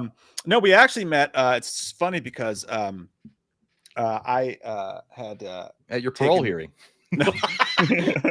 I was in prison. No, I had actually taken 2 girls home before I from the bar. And then the next day I had my first day at a customer service company called Galls, where you sold shit to police officers. And I met her there, and she was actually engaged at the time when I met her. I know I'm a piece of shit, and I deserve still to be your spanked. girlfriend. Still your girl. And but that guy was a piece of shit. And we were in a training class together for weeks. I thought she was cute, but she was engaged, so I stayed away from her. But then one night we ended up alone when we were supposed to go out with other people, and we hit it off really well, and didn't do anything. She broke off the engagement. Her parents hated me for a long time. Oh my God. Yeah, I'm telling that story. Parents hated me for a long time. They already had the dance floor paid for, so that was a huge thing. And then but we worked it out, and we've gotten over the fact that I'm more interested in men. It's been a hardship. But she's a good beard. She's a good beard. That's basically how it goes. He sounds like a plot for like Dirty Dancing too. Like, I stayed away from her, Chico. I stayed away from her, but I've got a personality. I couldn't help it. Oh God, that was so long ago, dude. That was like fucking 50 years ago. It feels like. Jake said, "Boys." By the way, appreciate Jake. Thank you, man. Thank you, man. Really great conversation as well. Boys, 3 of my Mount Rushmore acting performances in terms of really becoming a character are Jim Carrey's Grinch, Jack Sparrow, and Heath's Joker. Oh, damn, those are great. 2 or 3 of those, absolute legendary. What would you say could be the 4th? I want to say Brandon's The Crow, but I don't know if it's quite up there. Ooh, man, I don't know. Brandon Lee's performance as the Crow is legendary, though. But yeah, I get what you're saying. I think one of the characters I remember seeing as a kid, and it always stuck with me, and I'm like, dude, that guy is one of the best actors I've ever seen in my fucking life, is Daniel Day-Lewis's The Butcher from Gangs of New York. Like, that performance was insane. Like, because like Daniel Day-Lewis is one of those, like he's a what are they called on set when they pretend to be the character nonstop? They don't like break character for anything to stay in the character. I don't remember the terminology for it, but Daniel Day-Lewis did such a phenomenal job. It's like you didn't know when that motherfucker was going to snap. Like he actually played it like you thought he was that guy. And he also did the same thing in There Will Be Blood. Like Daniel Day-Lewis is hands down like in my top 5 greatest actors of all time. I think Daniel Day-Lewis is The Butcher. I could have easily seen him transitioning and being something like the Joker, like in a crazy Joker movie. Yeah, that's a great method acting. Yes, method acting. Yeah, that's a really good one too. My brain immediately goes to, sorry, most people won't feel this way, but Mel Gibson's portrayal of Riggs in The First Lethal Weapon, where he was crazy as fuck, like literally suicidal as fuck. Like, I mean, I felt that guy's pain. Jake Gyllenhaal, Nightcrawler could be a good one as well. That one's up there. Pretty good. Christian Bale in American Psycho, really good, amazing. Well, and then you have, I mean, look at Russell Crowe, Gladiator. Maximus Aurelius. I mean, you got him, and also in A Beautiful Mind, incredibly amazing as John Nash. Yeah, fucking amazing. That's a good question, man. There's a lot of places you could go with that. But you know what I think that you didn't mention though, and I think he's underrated just because he's out there and weird, and most people forget about how much of an amazing actor he is, and he can embody those characters. Nicolas Cage, dude. Nicolas Cage is an amazing fucking actor, and like I feel like you got. What would you say is his best performance? Like if you had to pick one, Nicolas Cage. Yeah, Ghost Rider. You silly little bitch. Why you tell lies outside school? I think it's best. I mean, my personal favorite film that he was ever in was The Rock. But he was just, he was just being, Stanley was a character I feel like he really is in real life. Yeah, that's true. I can see that. My favorite Nicolas Cage performance is Leaving Las Vegas. My God, that's a great one too. Yeah, prickly pear. Oh, dude, Dirk Diggler said it, or 8mm, dude. God damn, that's true. Oh yeah, that was great. Powerhouse performance in that one. Holy shit. Yeah, he was awesome in that movie. Tiffany, thanks so much. Tiffany says, "Are there any movies from a franchise or in general that are just so bad you have fun with them? For example, Jason X is utterly a terrible trash fest. Kane Hodder's great, of course, but it's still more watchable than a few of the other Friday. That's true. That is true. I agree with you. Oh. Like a movie that's just complete trash, but you still watch it because you have fun with it. I'll tell you one. I don't like because it really is it's just a shit movie. And because what they did with it went so far outside the bounds of what the movie should have been about. It got real fantastical, but I still liked it because it had some great lines in it. Was Hellraiser Bloodline. Like it was an over the top, like it was a complete studio fucking movie. And I still like that movie. I still think it's a fun movie to watch. Like, Welcome to Oblivion. Oh man. I just love I just love some of that shit, dude. I just love some of that shit, even though it's a bad movie. It is a bad movie. Oh yeah, I forgot about that with Nick Cage as well. By the way, Castor Troy. Yeah, and then someone mentioned Brad Pitt as Achilles in Troy. Yeah, he was great. If I let you suck my tongue, would you be grateful? He was great. And it sucked too because they took that away from him. Then they said, "Oh, John Travolta's got to be the bad guy," even though he was great. I was like, I'd like to see Nicolas Cage. Shut the fuck up. Watching those two act against each other, like in the behind the scenes, where Nick Cage is just going fucking off the wall, and John Travolta literally breaks. He's like, God damn. He's like, this dude's fucking crazy. It's wild to see. Mine's gonna be Texas Chainsaw Massacre: The Next Generation. Absolute. I understand dog shit movie. I cannot help but find that shit as entertaining as a movie can be. Matthew McConaughey going fucking ape shit in a Texas Chainsaw Massacre movie. I don't understand why people don't like that movie. I know it sucks, but it's entertaining as fuck. I just can't. There's some movies I'll be like, yeah, they're bad, but they're fun. I just can't behind that one. And by the way, you guys keep mentioning Face Off, and Face Off is one of the one of the greatest films that he's ever done, to be fair. It really is. But none of y'all mentioned Con Air. Come on. Oh, yeah. Leave the bunny alone. Put the bunny in How the do I remember that trailer. I was like, when that trailer stuck in my head now, dude. I was like, why is this fucking song in the trailer? And then I was like, that song fits.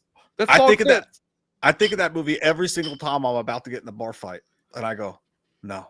Because what will happen is I'm gonna hit you in the nose so hard it's gonna push it through your brain. Yeah, dude. I'm gonna end up in jail for the rest of my life. That's how you gaslight yourself to think you're a badass. You're really not. Yeah, exactly.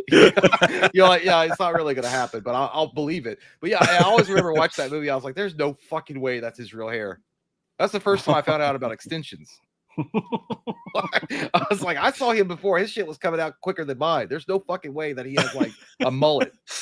Great question, Tiffany. Hickory Smoke Jerky says Disney's last movies to hit 1 billion were Lilo and Stitch and Deadpool Wolverine. They chose the Lilo and Stitch story for Predator. Stitch is outcasted and escapes to Earth, kind of like Predator in Badlands. What? Yeah, no, you're not wrong, dude. I'm not up on my Lilo and Stitch lore, but that's the thing. Like, the movie was entertaining, but if you look at the script, it is a basic Marvel, just decent basic everyday script. There's nothing fucking just like earth shattering about it. It's just good. People are acting like it's fucking Citizen Kane or some shit. But yeah, I actually want to watch Lilo and Stitch. Was it a good movie? I want to know. Inquiring minds. By the way, I want to change my answer. I'm going to change my answer. And I'm going to still, because somebody reminded me in chat. And I'm like, how the fuck, you retard, could you forget about one of the greatest, maybe the greatest performance that Nicolas goddamn Cage has ever done on film that we got to witness? And that would be Lord of War. Ladies and gentlemen, let's give it up for Lord of War. Okay. We like that. We like that. Jared Leto, that's your best role. I'm sorry. Your best role. That one. You cracked out cocaine infused hooker. That's a good one. Yeah. I want to put her on the Christmas tree as a star. I love Lord of War. I do at the ending when he was like, there's going to be a knock at the door and someone's going to tell you to let me go. And he's like, fucking stupid face. And then when and that was the only, I remember rooting for Nicolas Cage in that part because the arrogance of that fucking asshole, that detective. He's like, I just hope you know you got to sleep with your stuff at night. He's like, yeah, whatever. Fucking jack off in a cup of tears. I'll also throw in Pierce Brosnan, Goldeneye. That was wild. Who was that? Was it Ethan? Who was the guy that played the detective? Was it Ethan Hawke? Ethan Hawke, yeah. And I like Ethan Hawke, but yeah, he was such an arrogant prick in that scene, dude. I wanted nothing more. I rooted for him. You shouldn't have rooted for Nicolas Cage, but he was so goddamn charming. You couldn't help yourself. Yeah, that's great. I'm gonna watch that. It's been a while, dude. I'm gonna watch that again soon. Thank you. PJ's like, it's Warlord. I like my way better. It's like, yes. Sean Sharkey says, "What's up, boss?" 569. We know what you did there. Jay, how did you come up with Slenderman's voice? Mike, sorry about the Packers. Actually, no, I'm not. Philly accent. Go Birds. Yeah, my wife was happy about that. Yeah, that was a fucking shitty ass fucking piece of shit game. I sat here bored out of my goddamn mind watching my Packers play and do nothing for 3 fucking hours. That shit sucked ass. Packers are still better than the Eagles. They're going to the Super Bowl. I don't give a fuck. By the way, I'm going to retract. Okay, it's not Jared Leto's best role. Dallas Buyers Club is his best role that he's ever done, period. Sure. Jared Leto. Someone's like, Jared Leto ruined Lord of War. I don't think he ruined it. I think he played the part exactly the way it should have been played. He was like the naive asshole. Well, he was a naive, idiot younger brother that didn't know what the fuck he was talking about. And he just went along with his big brother. Then he got addicted to coke then he loses his fucking mind. And that I was just wanna it. say- And then No, I'm sorry. I just want to say that, like, 13 different plays in that game went a different way. The Packers would have beat the shit out of the Eagles. They should have won that game. 9 out of 10 times they win that game. So I just want to say that. I just want to say that. So that's okay. I just hate Leto. Yeah, I'm not a fan either. I think I hope to God he doesn't ruin Skeletor, but Jesus Christ, dude. If Tron Ares is any indication and people are talking about how bad he was in that, Yeah. God damn, dude. Please, God, let Honestly, us have a good Masters of the Universe, but we don't If they're know. not already filming Masters of the Universe after they- Tron Ares bombed and the bombshell allegations, I don't even know if he makes I think it to that that well, movie. I think they've been filming. I don't know. I don't know. Well, in that 100%, case, but fuck me. yeah. And by the way, I totally now just thought about Masters of the Universe with Dolph Lundgren is another bad movie that I really enjoy. I love that movie, dude. You could say what you want about that film and the way that it was filmed and the story, fine. But Frank Langella as Skeletor, perfect. And you could tell that guy put his heart and soul into the role. And he even said that he wanted to do the role of Skeletor because his grandson was such a huge admirer of He-Man. So he wanted to do a good job. And you could tell, dude, like he was knocking it out of the fucking park at Skeletor. Masters of the Prudiverse. Yeah, I don't want to watch that. As far as how did I come up with Slenderman voice, that's how I talk to my dogs. I do a ooey gooey baby voice. I was like, hello, hey. Like I'll wake up and Buster's like laying next to me. I'm like, hello, child. You ready to go outside, go pee pee and poo poo outside? And I'm imagining, and then he'll be like, yes, me is ready to get up out this bed and go outside and explore the evening. Like that. I just imagine that's how a dog's voice would sound if they could talk. I don't know. Stupid. That makes me want to die and come back as one of your dogs, so I could just like be like living with Like, yeah, Slenderman. the entire time you're like actually thinking in a very brilliant like British voice, and I'm like you must talk like these. You want some kibu? Yeah. Yeah. Oh shit. Big monkey nuts. Those are good. Says, how are my two favorite dude bros doing? Pick up any chicks recently? I'll catch you dudes later. Gonna give this four-eyed freakazoid an atomic wedgie. Hell yeah, dude. We like that. Thanks for the play-by-play. No chicks for me. No, We're despite married. a lack of trying. Yeah, it's like, well, it's like, yeah, and the fucking 1-800 numbers are closed, so no chicks. I do pick up my dog Hella sometimes. I'll pick her. She's big and fat pit bull, and I'll pick her up completely, and I'll hold her like this, and I'll just rub her tummy, and she like fucking freaks out, and then she's got a lot of nipples. Does she growl when you do it? No, she loves it. She's like, oh. She like freaks the fuck out, and I get dander all over me, and I start sneezing. Dude, I've had to pick up Buster before, and he's a big ass dog, over 100 pounds, and I had to pick him up to put him on the table at the vet. And when I pick him up, he gives this weird face like this, like I'm about to drop him off a fucking cliff. Like, he's like, and his arms Why are are you weird. doing this to me? He's like, why you do this to me, Dimitri? Why you do this to me? Appreciate it, Big Monk and Nuts. Hope you have a great day, man. Cody Garcia says, my dudes, taking my 11-year-old daughter to see Back to the Future. Hell yeah, dude. Last night, watched Predator and TMNT 1990 with my boy. Life is good. Dude, that's Hell the yeah. best. The fucking best.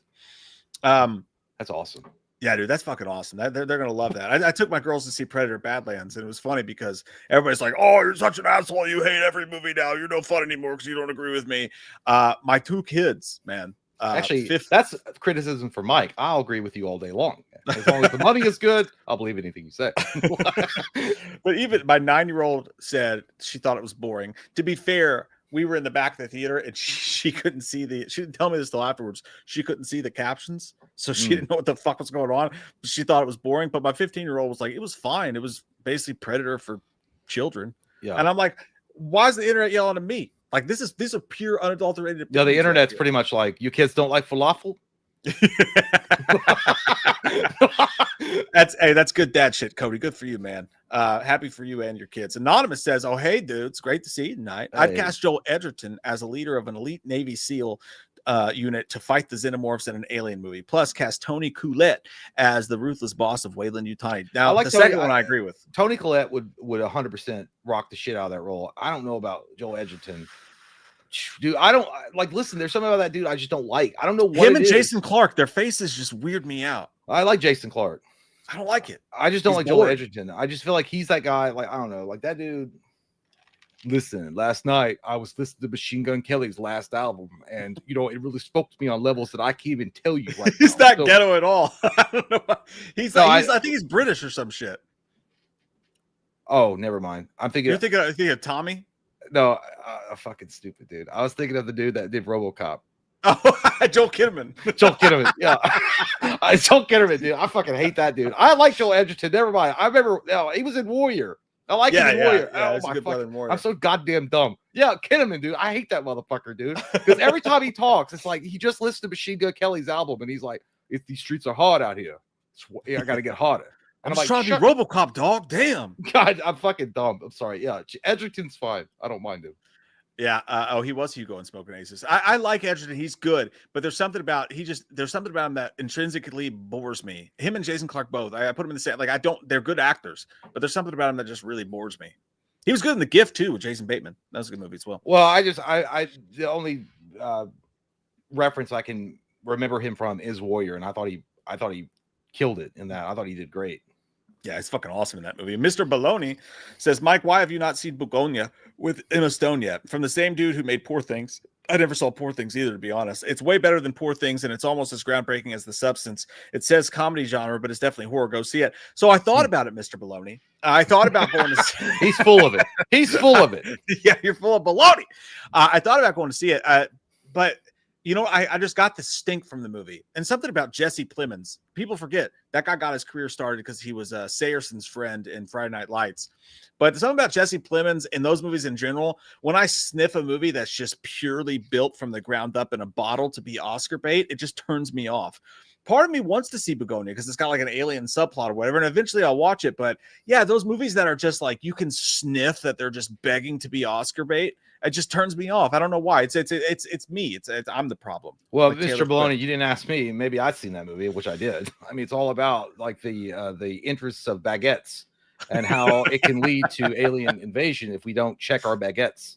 And Begonia is what the aliens called it after they took over the baguettes. So you're obviously not informed. So thank you. But thank you. Thanks to Austin. Austin also says, didn't like the last 1 minute, then stopped. She asked what's wrong. Didn't last, but like 1 minute and then stopped. She asked what was wrong, came on her quickly while shouting, I'm sorry, and then ran to the bathroom and hid out of embarrassment. Reminded me of American Pie moment. Super embarrassing. Listen. Are you, dude, that's like some kind of fucking court transcript where you're like in court and you're talking about your defense. The way that shit reads, it's like you're trying to defend yourself. What the fuck are you talking about? This is a very easy situation to handle. All right. I've been there, not in my youth, maybe, in my youth, I've been there, but it's a very situation to handle when that happens. All you do is you just stop. If you go too collaborate fast, and listen. Yeah. If you go too fast with someone who's, a new partner or whatever, and you're embarrassed, just have a crisis of conscience out of nowhere and just be like, I just can't do this right now, and then run to the bathroom and pretend you didn't come at all. Dude. Just to be like, you were so hot, I came early. That's actually the smarter way to go. Like, just be honest I'm about sorry. it. But if you can't, I have pulled that card before. I have literally, I pulled that card before because it was real fast, and I was like, I'm just not in a place for a new relationship right now. I can't do this. When really, I was just embarrassed because this shit was so fast. I know. Like, dude, I'm like, hey, that's on you. You know what I mean? By the way, you skipped one. Austin also sent one before that. But I will say, my bad.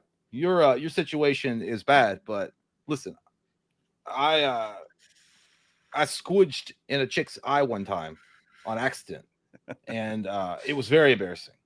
But I did what you would normally do when that happens. I laughed, and she freaked the fuck out like I just stabbed her nipple off. And she's like, how could you laugh at that? Like, and screamed and shit and ran to the bathroom. And I was like, I'm sorry. I still laughed. There's some great advice going on in the chat, by the way, right now. This is also very good advice. Austin says, just say, give me 15 minutes and I'll pump you good. I think he meant seconds. Seconds. Depends on the situations. And then Greg Harris as well. That's why you got to eat it before you beat it. Hey, that's good advice. That's good. Great advice, dude. Great advice. Good advice. You could really save the day if you know what you're doing. Dale first says, Jason, I missed. I never miss.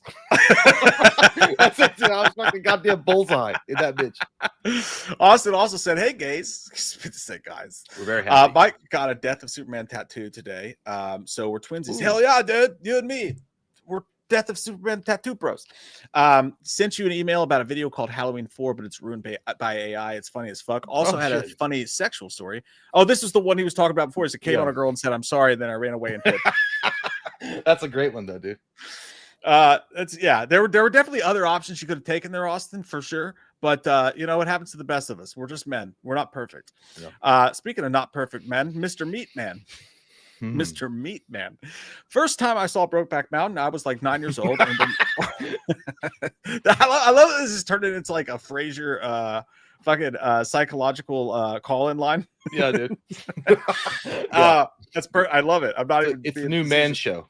Tell us how you felt. It's fucking great. Let's turn the whole show into that. I'm down. First time I saw Brokeback Mountain, I was like 9 years old, and when the wife looks out the window and sees her husband rough kissing with the dude, rough kissing, I literally got scared, like a jump scare for some reason.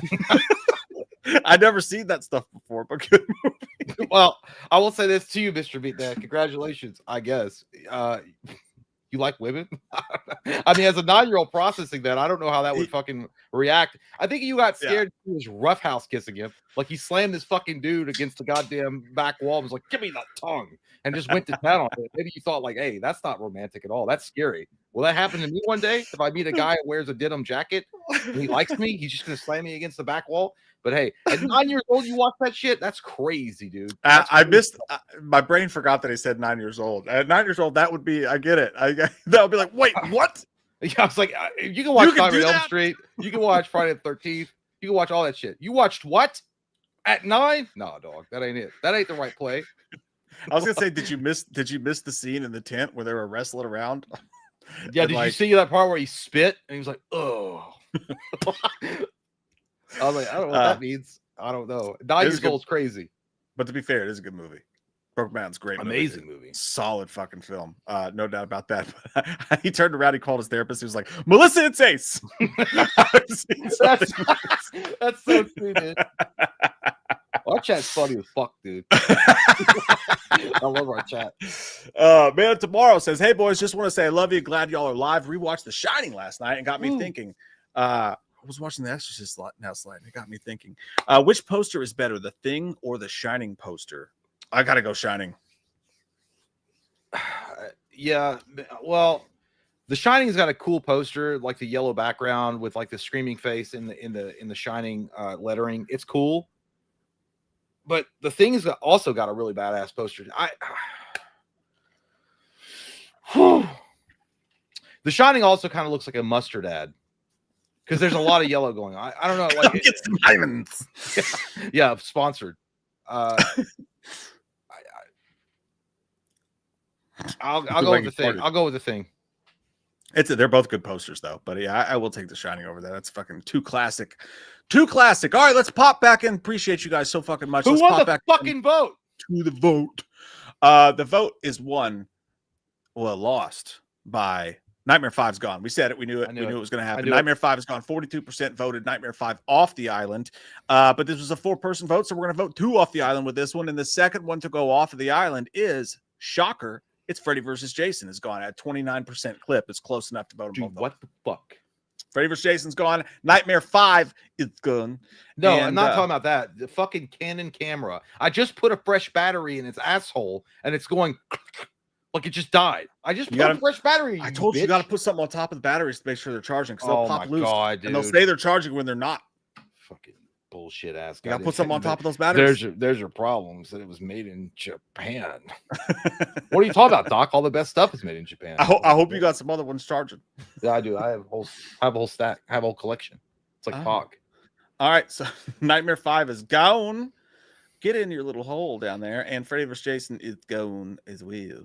I can't. All right, so we got So yeah, okay. This is a good list. I like it so far. I was gonna say, is Nightmare remake still around? But I forgot it was the first one voted off the island. So well, we're good. Right. So Nightmare 4 was left on the auction block, so we'll leave it up there, and we'll pick 2 more. So out of these last 4, Jay, you pick one. Nope, I am not. You pick it because I picked the last time. We both have to pick one because we're gonna do 4.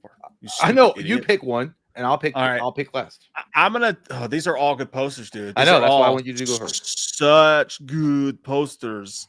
I hate to do it, and it's not because of my dislike for the movie, but I just think that it's if you look at these two posters, Nightmare 1 is almost the same style as Nightmare 3, and Nightmare 1 is better. And these two are different, and I like them more. I'm gonna have to vote Nightmare 3 because he hates the movie. That's what it's not. I Son did not. It's not Tuma. It's not. You son of a bitch. I did not. It's cool. I like it, but it's actually, it's you know what? Now I should have gone first because I'm left with a impossible task. Because all three of these posters are great. You played yourself. All three of these posters are great that are left here. We got Nightmare 1, very simple, very subtle. We like what's happening. Tells us a tale. She's getting her toes sucked, and a nightmare creature's coming up to take her head.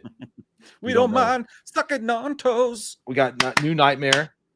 He's obviously doing some kind of witch magic over a camping fire. And we have Freddy's Dead, where he's like, the bus won't be late. As he fuck, dude. All right. Stuff. Don't hate my face. I'm gonna pick Dahlia. I'm gonna pick Dahlia. I'm gonna pick Dahlia. I'm gonna pick, God damn it, dude. I'm gonna pick Freddy's Dead. Fair. I have to. I'm sorry. I don't want to. It's a great poster. It looks great. Stuff. They're all good at this point. They're all no one said you were fat. No one said that. You look great. That's what the vote goes to. Doug says, "Where's Nightmare 2?" Nightmare 2 got voted off early. Wait, no, it didn't. Oh no, yeah, we fucked up. Where'd Nightmare 2 go? You, oh my god, dude, it's hiding. I'm all right. I thought it got voted off. That's why I said that. Sexy, but I'm hiding. Okay, well, Nightmare 2. Okay, well, Freddy's Dead's back on the play, and Nightmare 2's my choice. Yeah, I don't know what happened to it. Okay, Nightmare 2 is Jay's choice. Okay, that's fair. Okay, there's Nightmare 2. It's going. Freddy's Dead goes back. Freddy's Dead go back. Go back.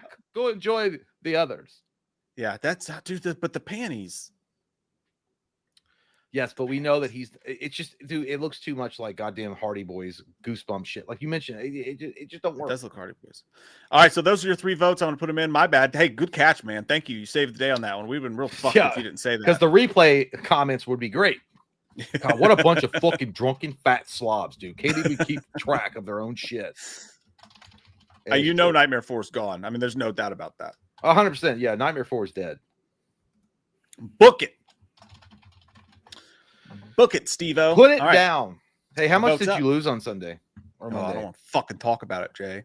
It was a bad weekend for me. My wife lost $40. But it was bad enough. I'm like, that's fucking a lot.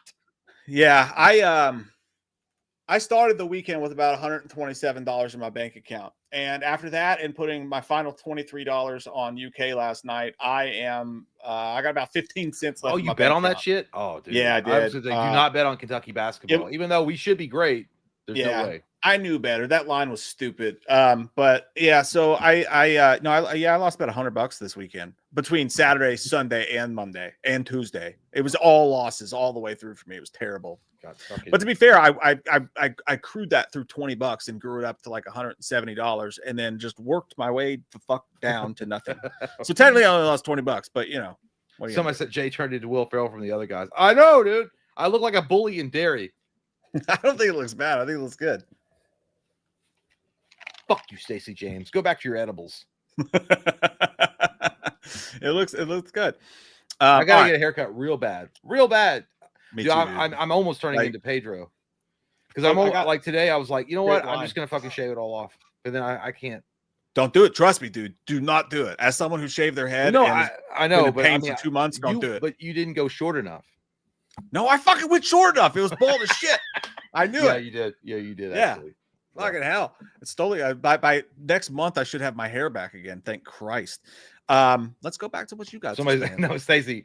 He's like, I was talking about you talking to your wife. Oh, okay. Well, I'm not taking my hat off back again, so that's fine. Got a new member, Jeremy. Hey, thank you, Jeremy. Well, appreciate you, man. Coming your way, pal. Byron Hanson, thank you, buddy. He says, do you all like the link between The Shining and Welcome to Derry? Ted Foster versus Pennywise. What is an underrated movie and an overrated movie, in my opinion?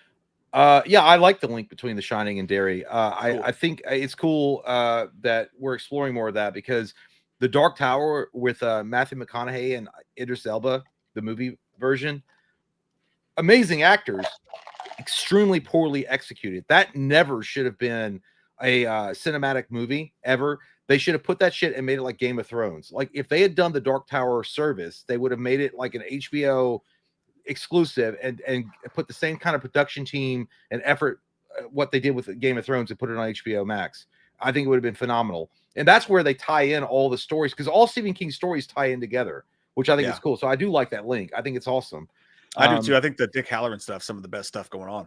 Yeah, loving Dick. Loving the Dick. Loving the Holler 25. Underrated movie and overrated movie. That's a strong question. Strong question, Byron. I'm gonna say underrated movie is Brain Scan. That's just what I'm gonna go. There's a lot, but that's what I'm gonna go with. I love Brain Scan. Brain Scan's good. Overrated, Predator Badlands, most recent. Yeah.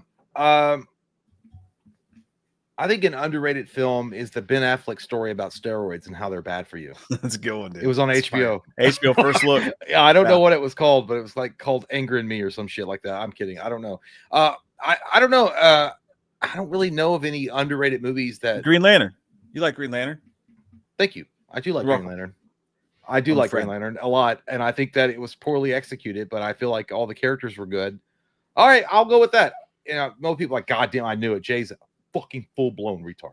Full-blown. But it's fine. I do like Green. Actually, you know what? I suggested to Mike, I'd be really cool to do a commentary of Green Lantern because everyone hates it. I think it's pretty cool. Okay, yeah. I will do that. Overrated?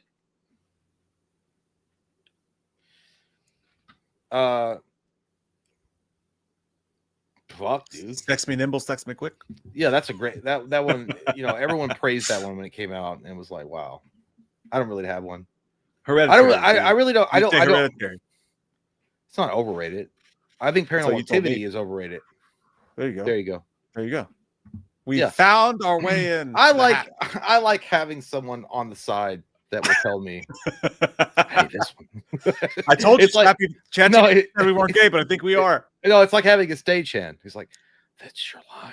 This one. It's like, yes, thank you. That one. I'm just a helpful friend. Boot Scoot Boogie says, "I'm late seeing it, but Roofman is 4 out of 5." I kind of want to see that, man. That looks pretty good to me. Channing Tater Tots. Jay, what's Roofman about? Well, it's crazy. So this guy is a hardworking blue collar dude, right? Channing Tater Tots. So far, we all look at him and like, hey, that guy, the only thing he could do is be a blue collar guy because he doesn't have the looks to ever make it in Hollywood. So he has to just be a regular blue collar dude. And it's in the suburbs of Detroit. And they're like, hey, you got a huge opportunity. There's a rich family that just moved in and they want you to re-roof the house that they're going to move into. And he's like, what's the catch? And they're like, there's no catch. Huge sign-up bonus. But they want you specifically. They called you out. He's like, yeah, but I just started my company. He's like, don't worry about it. Just go over there and do it. Little does he know that the family that hired him to do it, they're mad that a long time ago, he dated the daughter of this family, and they're connected to the mafia.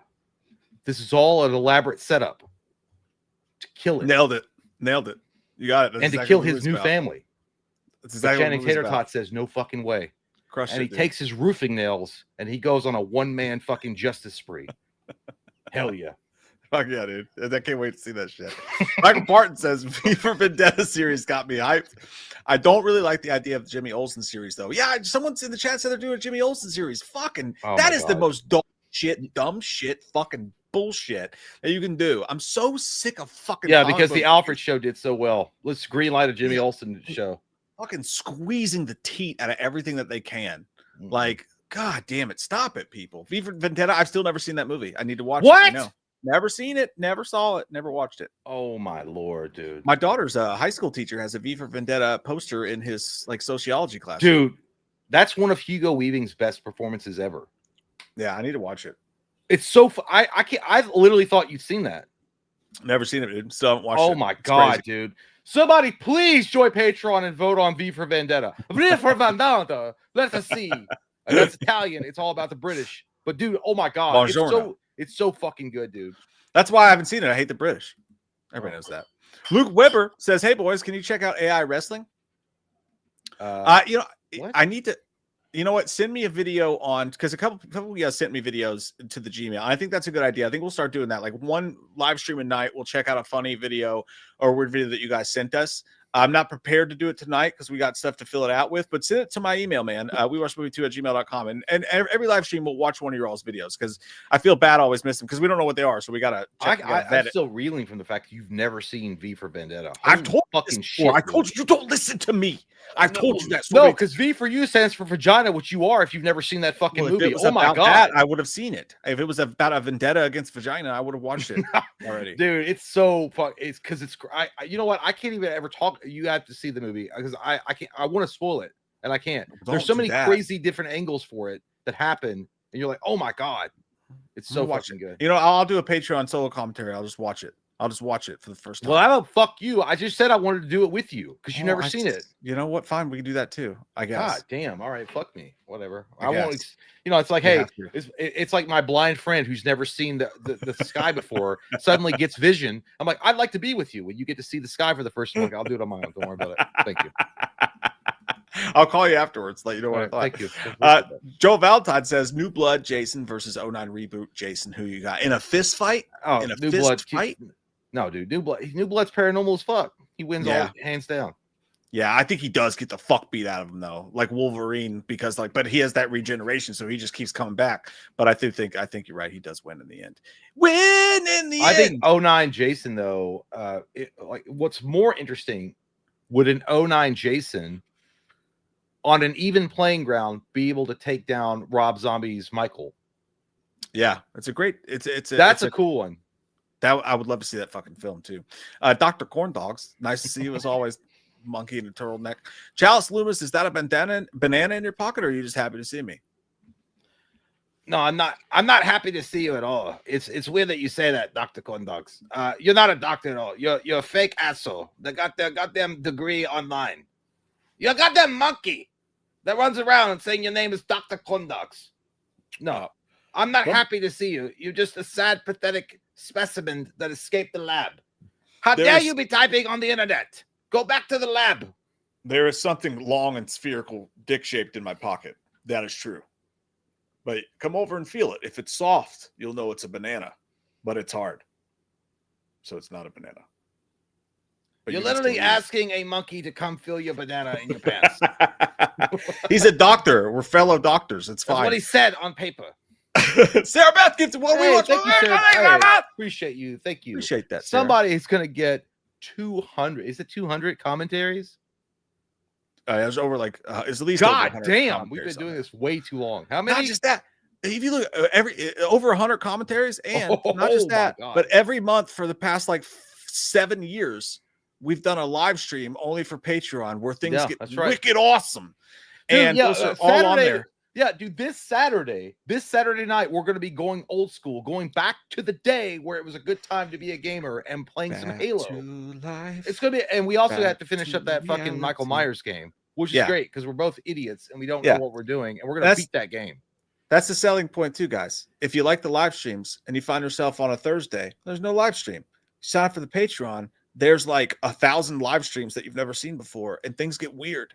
Check it out in the link below on Patreon. Thank you. Thank you, Sarah Beth. Boot Scoop Boogie says, Dr. Loomis, please help me not to overeat. I'm fat. Put the Twinkie down, you fat ass. Next time you want to eat, imagine poor Brendan Fraser in The Whale when he turned his goddamn camera on. He said, this is me. This is who I am. And then when he walked to his daughter, he was taken by Jesus because his heart said no. Don't be that way. Put it down. Dr. Cordon said, when I saw Toxic Avenger, drank 5 green buzz balls. God damn. I would die. What's a buzz ball? I would have a liver. I literally heard that before. I was watching a body cam footage and the guy was like, hey, he's like, how much have you drank tonight? He was like, no, this guy was a fucking asshole, dude. He like ran interference on a high-speed chase for his brother. He got in front of the cop and tried to swerve around, like try to block the cop. And he was like, and the brother's an asshole because he like sped away after they pulled the guy over because he crashed out because his tire got ripped up. Then the brother comes back after the guy's going to jail anyway and gets arrested. And they're like, dude, how much did you drink? He's like, I only had 1 buzz ball. And like, only one? What's a fucking buzz ball? That shit must be a killer. Dude, we had a buzzball that one of those first scare fests we went to. Remember, they placed them in front of us, and we were like, "Oh, they gave us free shots." So we drank them, and they're like, "You gonna pay for that?" We are like, "No, you set them in front of us." So obviously, we drank them. Remember that? Those were buzzballs. The little balls full of like liquid. Well, I thought they were like super strong, like liquor. No, it's like a super sugary liquor, but they will fuck you up. That's what happened to Dr. I gotta go do a super pee. I'll be right back. Enjoy it. Enjoy your pee time. Dr. Corn Dogs, it happens to the best of us. That's why I don't do it anymore. It's like I told that fucking college kid in the bar the other day. I was like, I'm not taking that shot of fucking Jaeger with you. Are you crazy? I'll die. Jordan Overall became a YouTuber. Welcome, Jordan. Thank you, brother. Enjoy my wife. Jeremy Shelley says, Mike J, I'm too tired to work, too poor to care. I love you guys, man. New Gremlins 3 release date was announced. Your thoughts? We did talk about that. You can check that out earlier in the stream. But you know what? In the stream, that is a situation. You'll be happy to know, Jeremy, that you're not alone. 99.9% of Americans feel the same way. They do.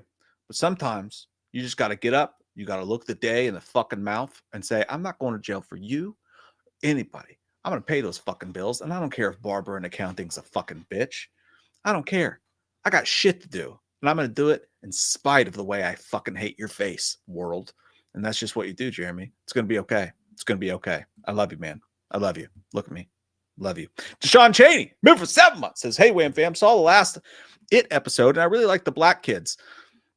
End of I really like the black kids and the Cuban kid, but get Lily whining snitch ass out of there. The CGI was bad, but it being shocked someone found him got me. Yeah, dude.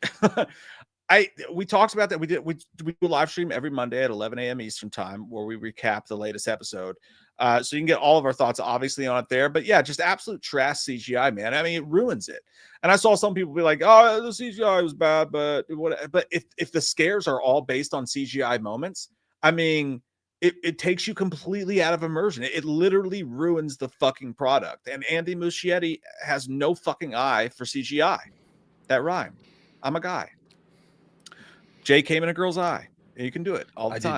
I did do it. It was not asked for, and it was accidental. Because I never had that happen to me. Like, hey, tell me when you're close and pull out. I'm like, all right, I'll do that. But I mean, I have no aim. I'm not Hawkeye over here. Jay needs written instructions. You guys got to understand this, women. Yeah, you got to pass that to me the day before. I need 24 hours to figure it out and work on it, work the angle, and then I can do that for you. But I mean, you just don't like fucking pop it on me. Don't tell me. Show me. I just got to work.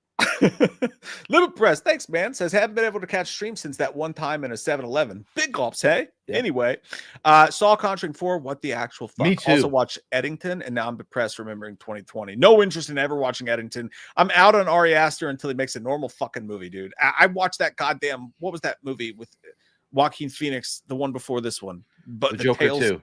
Bo or some shit like that. I'm not watching any more of his dumb shit that makes no fucking sense. I'm just not doing it.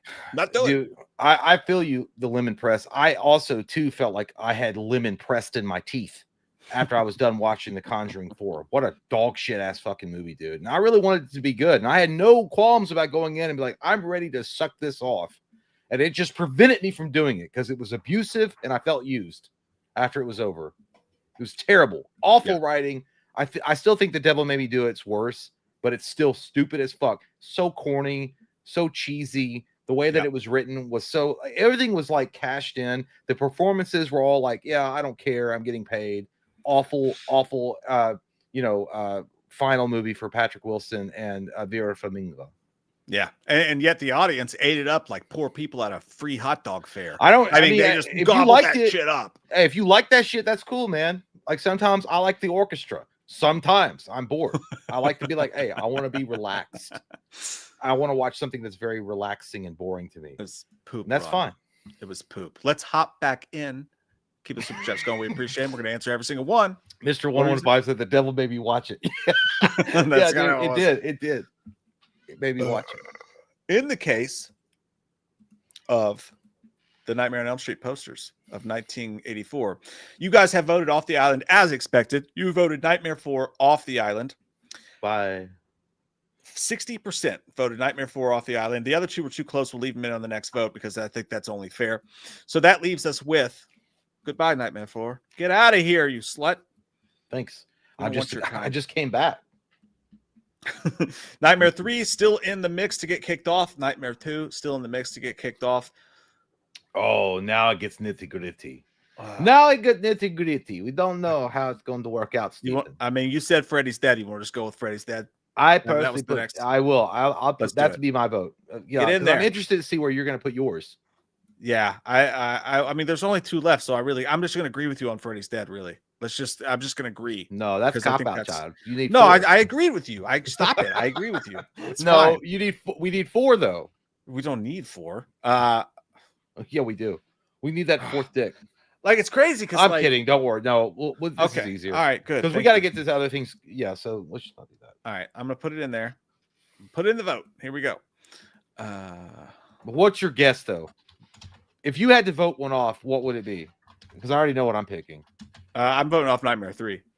You piece of shit. Stop putting your love for the movie into it. It's about art, bitches. I am looking at the art, and I think Nightmare 2 is the worst one out of what's left. I disagree. Even though there is a lot of passion behind those brushstrokes, I will say. Like the way that he detailed the panties, like hiding in her blouse. I'm willing to bet Freddy's Dead gets voted off. That's what I think is going to happen. Freddy's Dead is a badass poster, dude. It is. I agree. Like when you see that poster, it makes me feel like when I see Freddy's Dead poster, even though that movie sucks generally, I have a good time. I think of like The Fall. I don't know. And I hear Goo Goo Dolls singing Awake. It's a great song. It's a great song. Jordan Overall said, if there was another franchise that was made for TV, what would you choose? Another franchise, another horror franchise, I'm assuming, made for TV. Man. Well, he just said a franchise, though, so you could pick anything.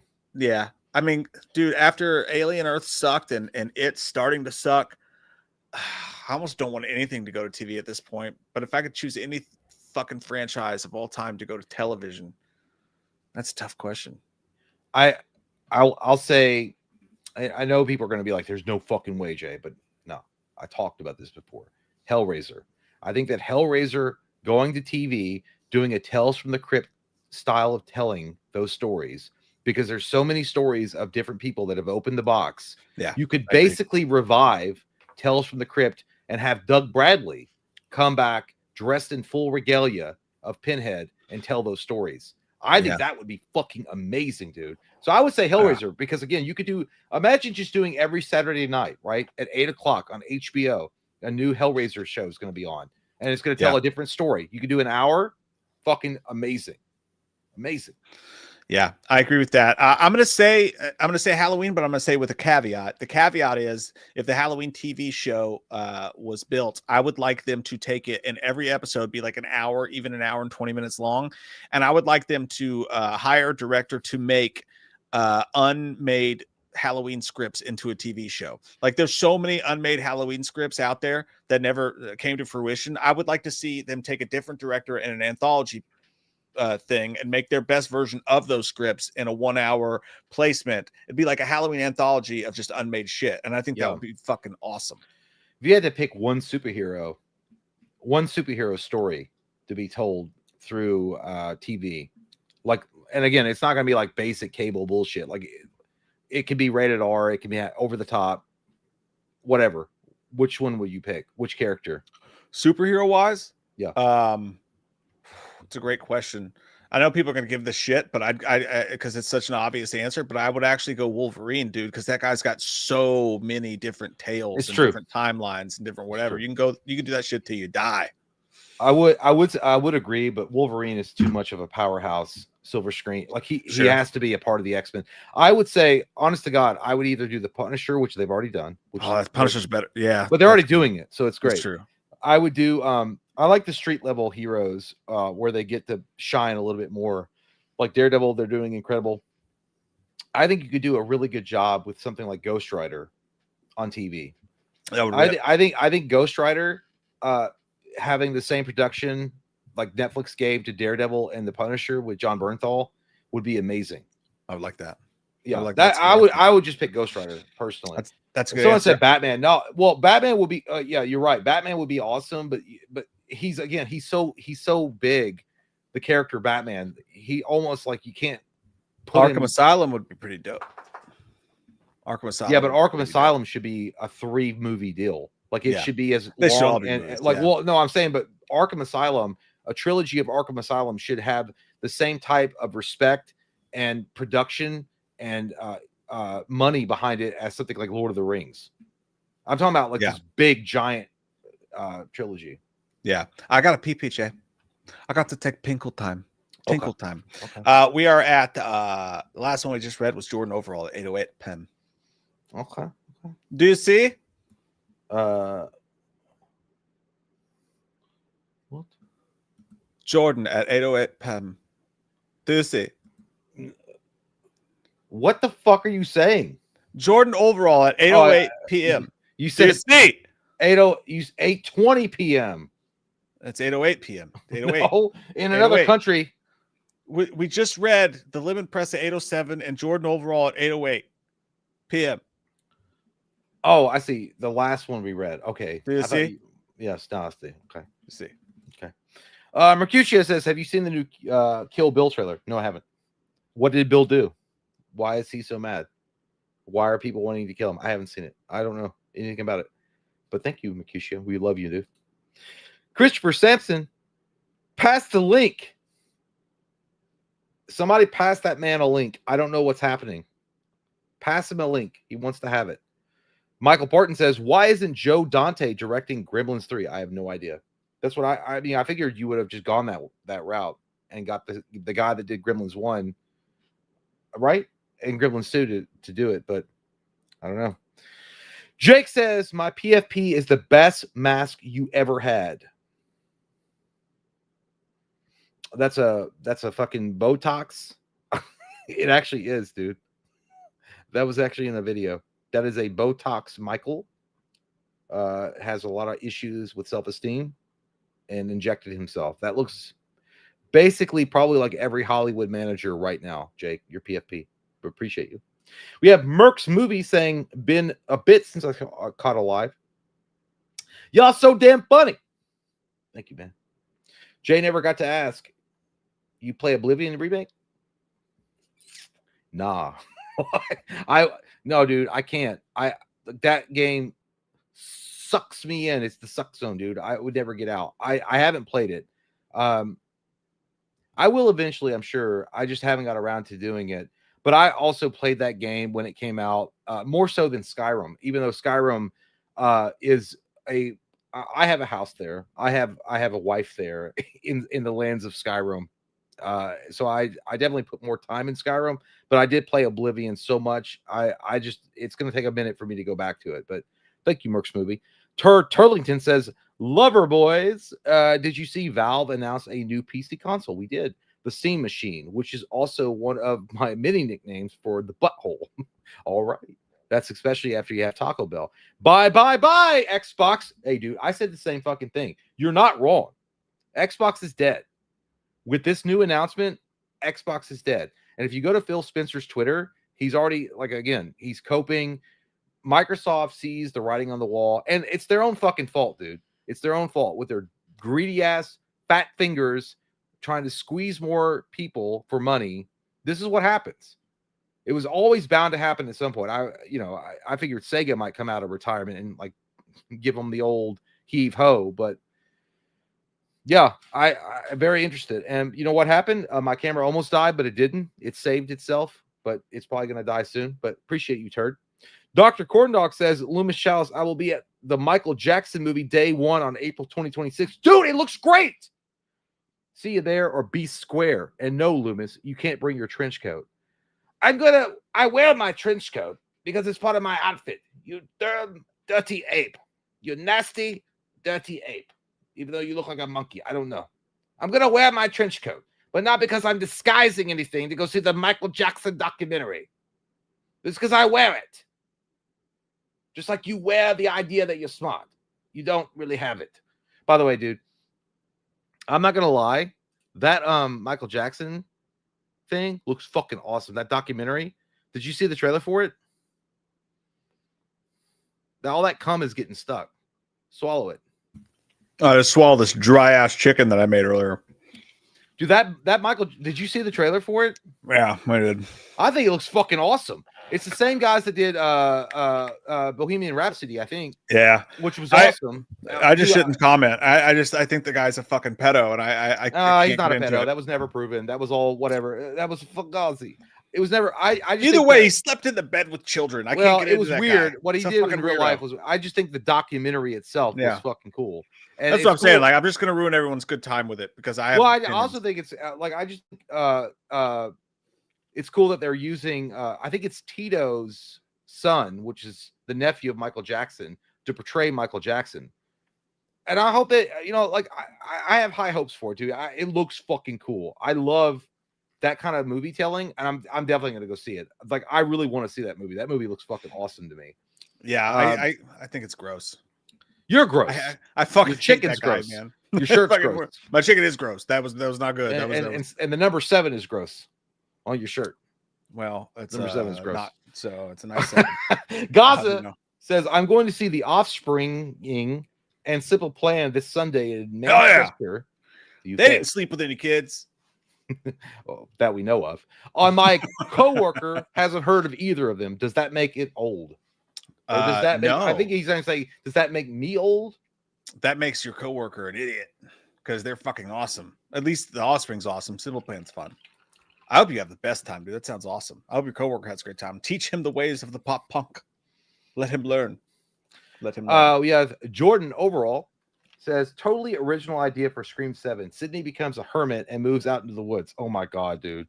Creates a bunker and just waits for the next Ghostface attacks. What the fuck? Maybe she even loses a child or something. Yeah, I think you hit the nail on the head. Where did my child go? Aren't they already doing that with like Texas Chainsaw Massacre? Oh, right. That's right. They did that. Yeah. Like, I don't know. Yeah, you're right, dude. It's like Halloween, David Gordon Green's trilogy. They set that example, and then all these other fuckers were like, that's a good idea. We'll just do that. No, that worked for that movie. It won't work for all movies. And don't copy other people there, child. It's not nice. It's not nice. No, I mean, they could have done that after Scream 3. You know what I mean? But I think they're right in making her, she's secluded, but she's also like comfortable in it. Like, she owns a coffee shop. She's acknowledged her past. She kind of lives in it, but she doesn't run away from it. But now she has kids. And when Ghostface comes after her kids, shit gets real again for the first time in several movies in the franchise. So, but I see what you're saying. I do. I think she just did, like, when someone calls her and she sees a number she doesn't recognize, there's a button on here that's called decline. And that's what she should do. She should just do that. Why you answer the phone, Sid? Yeah, why are you doing that? Like, what they're doing, what they're calling for. You're like, no, I'm retired. I'm retarded. We're tired. I'm retarded. I'm retired. We're tired. Dean Creepbetween says, I'm back in black. It's about wee though. So, one day you will. One day. That's why you wear black, to hide the wee and the fat lines. Emotionless Zombie. Thank you so much, Emotionless Zombie. Says, sup, guys? My dad criticized me for saying Badlands is a 9 out of 10. Like, it's bad. And also because I said that CGI should have been toned down a bit. And because I said part 1 is better. Like, what? We need Horror Predator back. You are absolutely on to the real. So your dad was mad that you didn't give it a 10 out of 10? Because that sounds like your dad is Twitter. Your dad basically is Twitter. But he gave it a 9 out of 10, which is if you gave it a 9 out of 10, that's extremely high. Yeah, holy like shit, dude. You're doing just fine. You're doing that movie just enough justice. Trust me. You're absolutely right. The CGI should have been toned down. It looked like a fucking cartoon. And part 1 is 100% better and will always be better. If someone says that either Prey or this movie is better than the original, you just can't trust them as a person anymore. Would Predator 1 be considered a horror movie? No. I think it's more of a sci-fi action. I think those motherfuckers. Well, I think Predator 2 is more of a horror movie. Where it's in the more seedy part, and they the kidnapping aspect, and then like this roughneck detective is taking on the case, and it's all low lit, and it's all in the nighttime. I feel like that's more of a horror movie than Predator 1. But I get what he's saying though. They need to go back. I think Predator is a horror character, much like Alien is. The genius of Predator was typically when a horror movie, it's Michael Myers chasing a teenage babysitter, right? The genius of Predator was you're taking the utmost specimen of human beings, and to make you scared for them, you have this ultimate being, and their weapons are no good, their muscles are no good. And that's what makes it scary. And it makes it also cool because you have these badasses who are in a horror movie now. And yeah, that's what was cool about See, it. that's the last time they did that was with Predators with Adrian Brody, which I know a lot of people didn't like that movie. I liked it did make you feel. I did too. I think it made you feel like, hey, it's not really about you being this bulky fucking awesome badass that can run through the native jungle and put mud on your crack and hide in camouflage and then take on Predator hand to hand. Because Danny Glover already set the standards. Like, no, they respect anybody with like the inner like strength or something to take them on, which I think. Yeah. And then they just kept departing from that, and then apparently we get to this new movie where it's fucking not even close to it. But, Space Wars. Yeah. Turlington, Mike condolences for Monday, but damn, that was a boring as game. The ball of lint that I unearthed from my belly button was more exciting. Love Bro, it. I was in hell. I was literally bitching to Katie. I was like 4 beers deep, and I was like, every week I get excited to watch this fucking team play, and I have to sit here and watch this bullshit. Dude, whoever bet that it was going to be a low-scoring game, I bet it was going to. They were fucking rich as fuck, dude. They got I bet the fucking money. over, dude. I was like, the total's only 44.5. Over, and fucking it scored 17 points. When April bet on it, and she was like betting, like 20 something, 20. I was like, oh, those are standard numbers. Like, definitely, they're because I didn't know they weren't. Like, I was like, are they both goddamn defensive powerhouses? Are they juggernauts? Apparently, they are. Yeah, they both do have good defenses. Such a low score. Yeah. Jordan Overall says Dead Birds was more enjoyable than Badlands. Wow. Which would be amputated hell of a review to see also. Dead Birds was more enjoyable than Badlands, which would be amputated hell of a review. I reread it, but I don't know what that means. I'm lost on the second part as well, Jordan. Dead Bird. I remember the cover of that movie. That was when we got struck. We had a fucking copyright claim. So we watched Dead Birds, and they this fucking band, this obscure band, the movie Ghost. No, Dead Birds. Dead Birds. We never watched Dead Birds. Yeah, we did a commentary for it. We did a commentary. You're thinking of something else. You're thinking. No, I swear on my life, dude, it was Dead Birds. I don't even know. Like, I know the cover of Dead Birds. I've never seen it. We watched the commentary. We were drunk as fuck, but we watched it. We did the commentary. We watched it. And what happened in the movie you're talking about? What was the plot? There was a family traveling down the road, and they started seeing weird shit, and they started appearing in the car with them. They started seeing shit. They were ghosts. Dead End. You're talking about Dead End with. That's what I said. I said Dead End. That's what I said. Ray Wise. That's what I said. It's weird. Like, he kept saying Dead Birds. I was Dead End with Ray. Yeah. Or Wise. Not Winston. Whatever. I saw Dead. And I fucking knew once you. Yeah, I know what you're talking about. Fucking really part of it. Sorry. Yeah. Oh my god, dude. How many more mistakes? Yes. Jordan also, which would be a hell of a review? Darn autocorrect. Oh, gotcha. I get you. Dead Bird. You see Dead Birds? Try that in. Sorry, man. I'm stupid. Dean Cream Between says, how's your tooth feeling from the Altoid, Mike? I'm good. It was a panic attack that happened. I thought for sure I cracked my tooth, which I've done like 3 times this week. I don't know why I'm so worried about my teeth. It's something that's going. Dude, I was trying to be fucking funny, and I was like, that guy in Jurassic Park just chews Altoids. Let me see if I can do it. And I threw an Altoid in my mouth and just went to chew on it, dude, and it went pop and fucking immediately. It was just your molar. Like, if but I felt I'd be like, that's all right.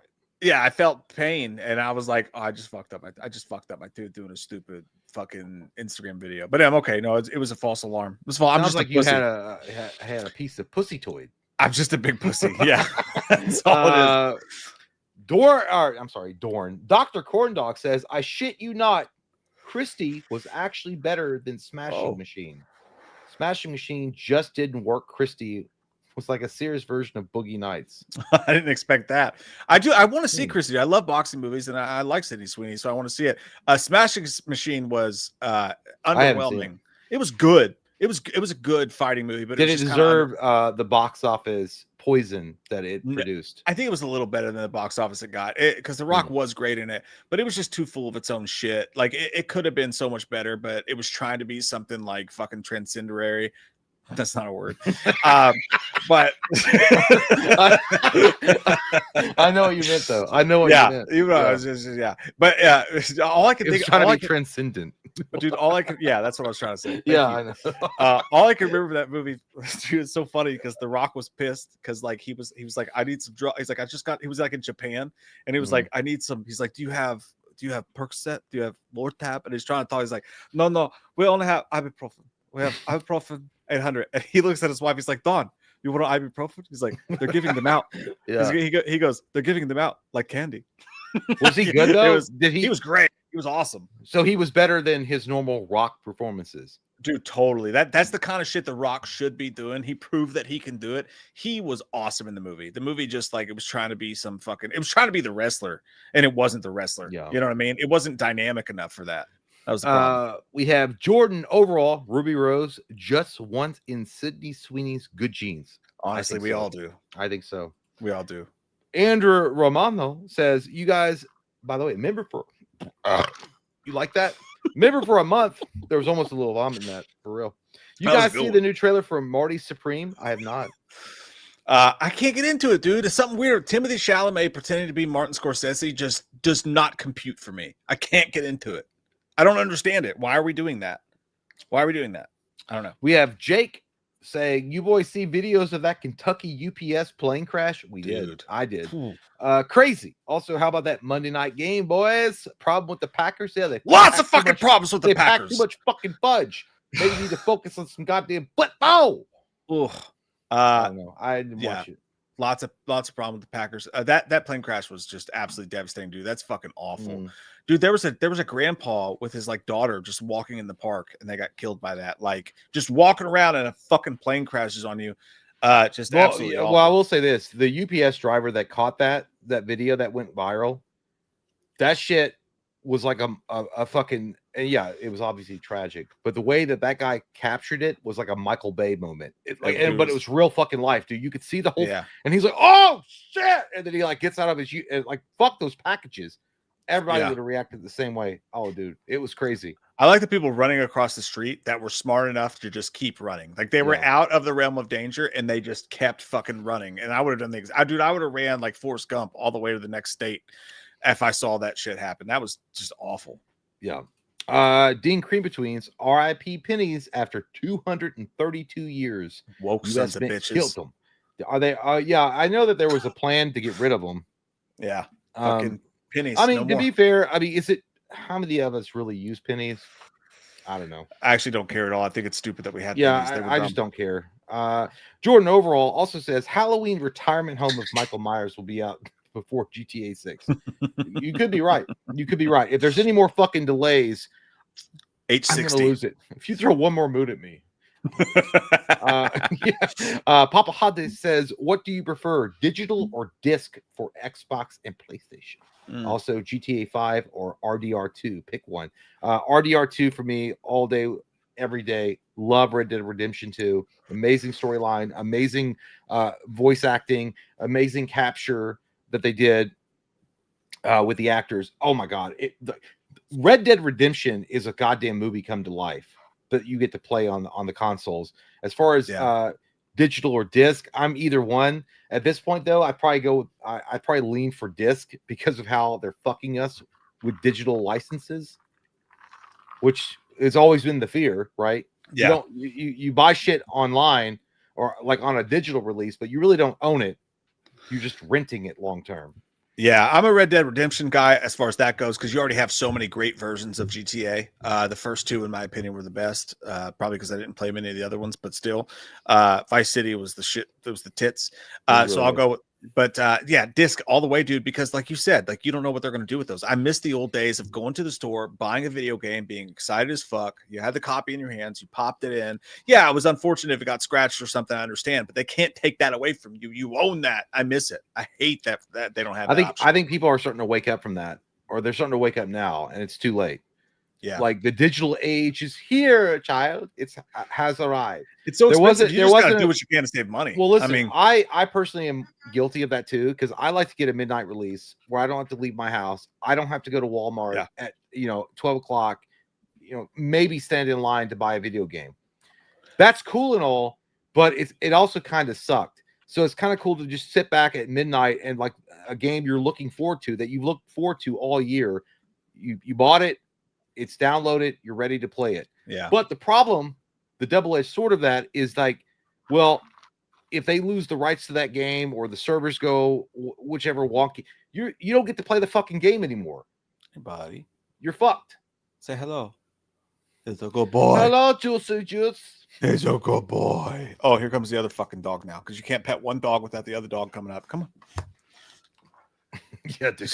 Immediate, dude. As soon as you touch one dog, the other dog comes out like fucking crazy. Like, please touch me. I need it. Thor looks like he's gonna sing Juicy Juice. It's gonna get you. All right, it goes. But yeah, I prefer disc as well. I like digital. I think it's very convenient, but I think that's led to the downfall of the gaming community in a lot of ways. But anyhow, Dean Cream Machine. Johnny Ray? Who wants to know? Are you Slim Way? Who wants to know? All right, you guys go. You're gonna rip off my headphones. Dr. Corndog says, hasn't every dude tucked their hot dog in like Ray and Buffalo Bill? It's kind of fun. Dude, dog. I don't know if I ever like just walked around like, what's it gonna feel like if I stretch my dick and tuck it between my crack cheeks, if it'll reach that far, and then walk around and be like, hey, I have a pussy. No. I've never done that. It reminds me of that scene in Buying the Cow when Ryan Reynolds gets in front of the mirror and he tucks it in and he's like, magnifico. And then Bill Bellamy walks in. He's like, oh, God. Yeah, I ain't never done that, Dr. Corn Dogs. If you guys need a funny ass movie to watch, find Buying the Cow. It's called Buying the Cow. Ryan Reynolds, fucking hilarious. Jerry O'Connell's in that bitch. Bill Bellamy is so good. Don't care. Shall we check the vote? Yeah. Go over there. Go over there to the vote. Rock the vote. They say Freddy's Dead is fucking dead. 44% of you have voted Freddy's Dead off the goddamn island. Holy shit, that one lost? Oh my God. Our chat is drunk. It's close enough that we lost two because Freddy's Dead had a 45% vote. Nightmare 2 had a 35% vote. They agree with you, Jay. It gets voted off the island. Nightmare 3 survives with only 21%. Oh my goodness. I'm telling you guys. I knew that Nightmare 3 would be up there, but I did not expect them to vote off Nightmare 6 that early. You guys are letting your overrated love of Nightmare 3 dictate the art. No. That's what you're doing. That's what you're doing. There is like some drunkenese going on. If you can look at Freddy's Dead and be like, that ain't a good poster. That's a great fucking poster, dude. Freddy's Dead. I think that Freddy's Dead should have survived. But Nightmare 3 is a great poster too. So I think Nightmare 2 should have like gone before Freddy's Dead, but it is what it is. Yeah, that leaves us with Nightmare 3. Take a look at it. Take a gander. That's the Nightmare 3 poster, right? Yeah. That leaves us with that one. This is going to be the final vote. Unless it's super not close. You got New Nightmare, hot, good one. Steamy, sexy. Very nice. New Nightmare. And then you've got the original also, ESPN 8 the Ocho, Nightmare on Elm Street classic poster. They're all going. We don't have to pick because we're going to put them all three in the vote because that's where we have landed, my friends. Yes. I'm going to put it in the vote right meow. If Jay, you want to continue the super chats, yes, I will. I will. Jordan Overall, where's the New Nightmare poster? We corrected it. We put it in the fucking vote. I know. That was from earlier. Yeah. I know. Thank you, Jordan. Appreciate you. Gary 20. By the way, that's why it would be annoying, but it would be kind of cool having a TTS set up to where like that shit would pop. We're like going through a vote, like, where is the TTS? Or no, where is the New Nightmare poster? Like that would be the voice of the TTS, but we haven't figured that out yet. Gary says, I've always looked at the posters and thought I want to see this movie where they look like sequels to Oz, Never Ending Story, Masters of the Universe, especially 4. Yeah. Dude, Never Ending Story is a great fucking poster too. So does Masters of the Universe. Are you being sarcastic, sarcastic, Gary? Because all like Never Ending Story, Masters of the Universe, Oz. Yeah, I think he's being sarcastic because they're all very fantasy type of posters. But I see what you're saying. The movies don't look like the posters do. That's what's true. Well, I think they're eye-catching. I will say that because they wanted to differentiate themselves from a regular slasher film like Friday the 13th or Halloween. So when those box cover arts were out on display at like Blockbuster or Hollywood Video, you'd be walking through and be like, oh, it's a new release. That looks crazy. What the fuck's he doing up there in the sky with a weird, hand that don't work that has a claw attached to it in Nightmare 4? What is that? I miss it. I miss the old days. I miss when they used to do it. But you're right. Quentin Bauer is a new member. Welcome, Quentin. That's the name of my cat. We named the cat Quentin because it likes to lick people's feet. Thank you, Quentin. Think about it. Tim McChicken. Dr. Loomis, show us your Falcor. God damn it. While telling us your never-ending story. Love you all. Get some web up in you. You will never see my Falcor, and what you need to see is a therapist, not me. And talk about your infatuation with seeing other men's wieners. It's weird. And your last name is McChickens. It's not your last name. You're in the witness protection program. You should not be on the internet. Super chatting. Jordan Overall says, anyone else having without a paddle flashbacks hearing Mike and Jay cuddling? Yeah. Dude, that's another movie I haven't seen. I've never seen Without a Paddle. As a great fucking movie, dude. Astute Matthew Lillard fan. Viva Vendetta, Without a Paddle, 2 movies I've never seen. You gotta watch. Yeah, that's a great one. I'm embarrassed. Michael Barton, we can go backpedaling in the woods to cuddle. And he has a lot of emojis. I don't know what they all mean. They probably mean something gross. It means a sunset. I think he means a beer mug and happy faces. We'll do that one day. Sidorov says, Jay, what if the poster you remember is Mandela effect?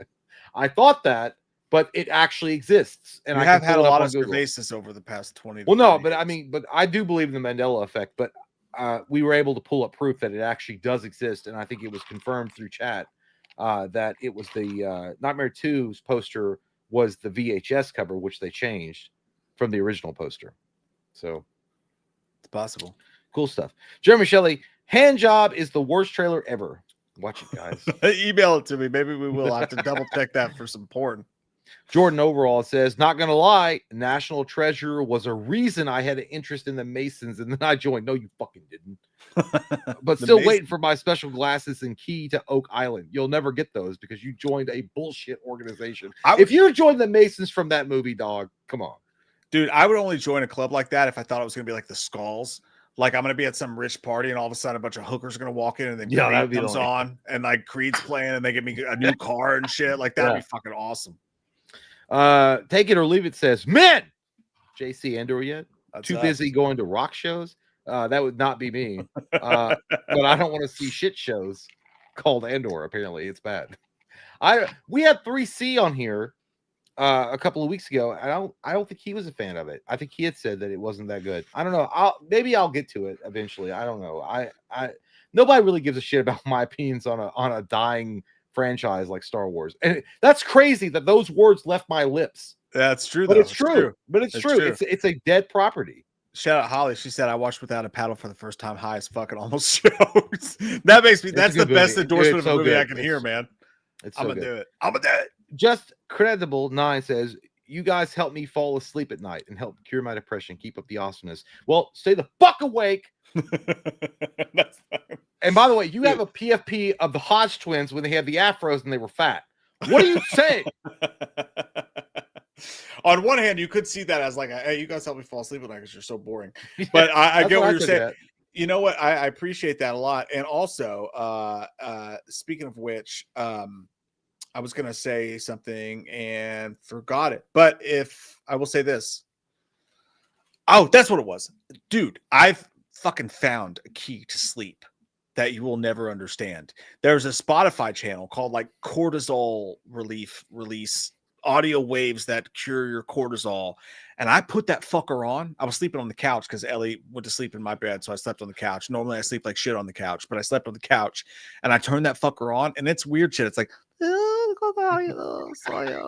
was like, fucking, I slept like a terrible potion. I slept like a fucking baby, dude. I woke up the next day feeling refreshed as shit. Look that shit up. Cortisol relief, Spotify, fucking whatever. Dude, I'll change my life, man. I'll scroll through TikTok and be like, this is a frequency they've kept secret from you. Listen to this frequency for more than 5 minutes and you'll fall asleep. The best sleep you've ever had. It's like a weird, it's like,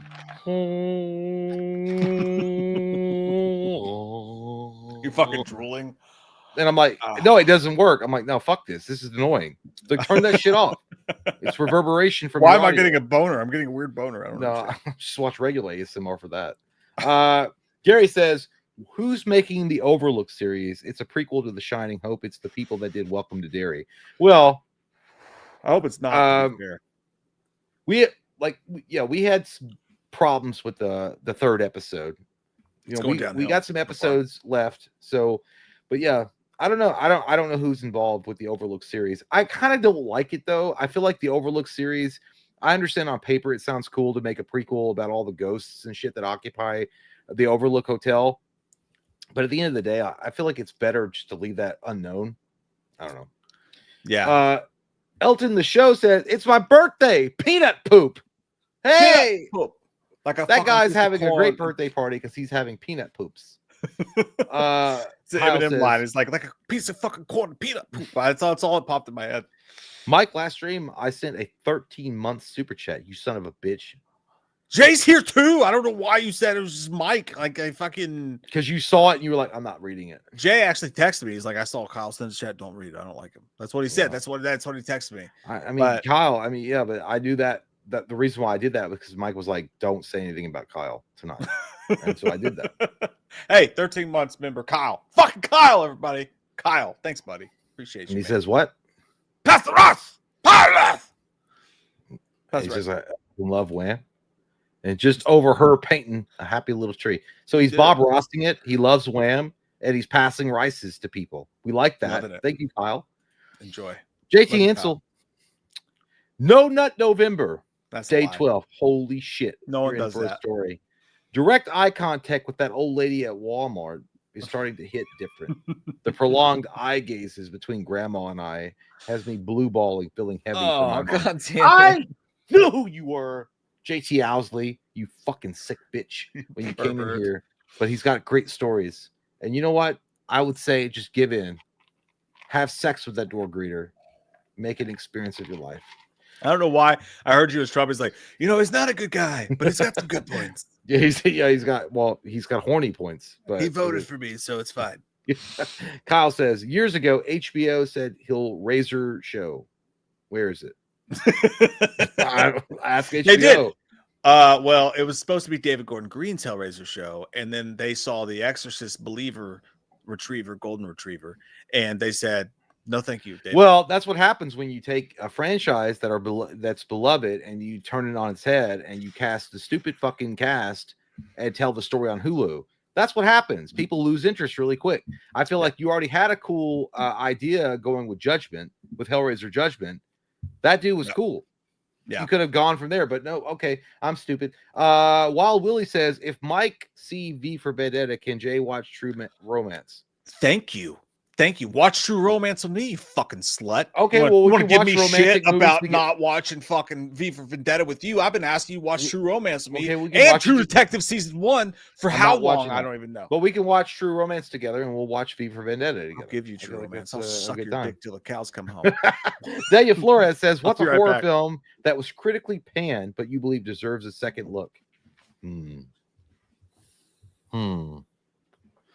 That was critically panned that sucked, according to critics.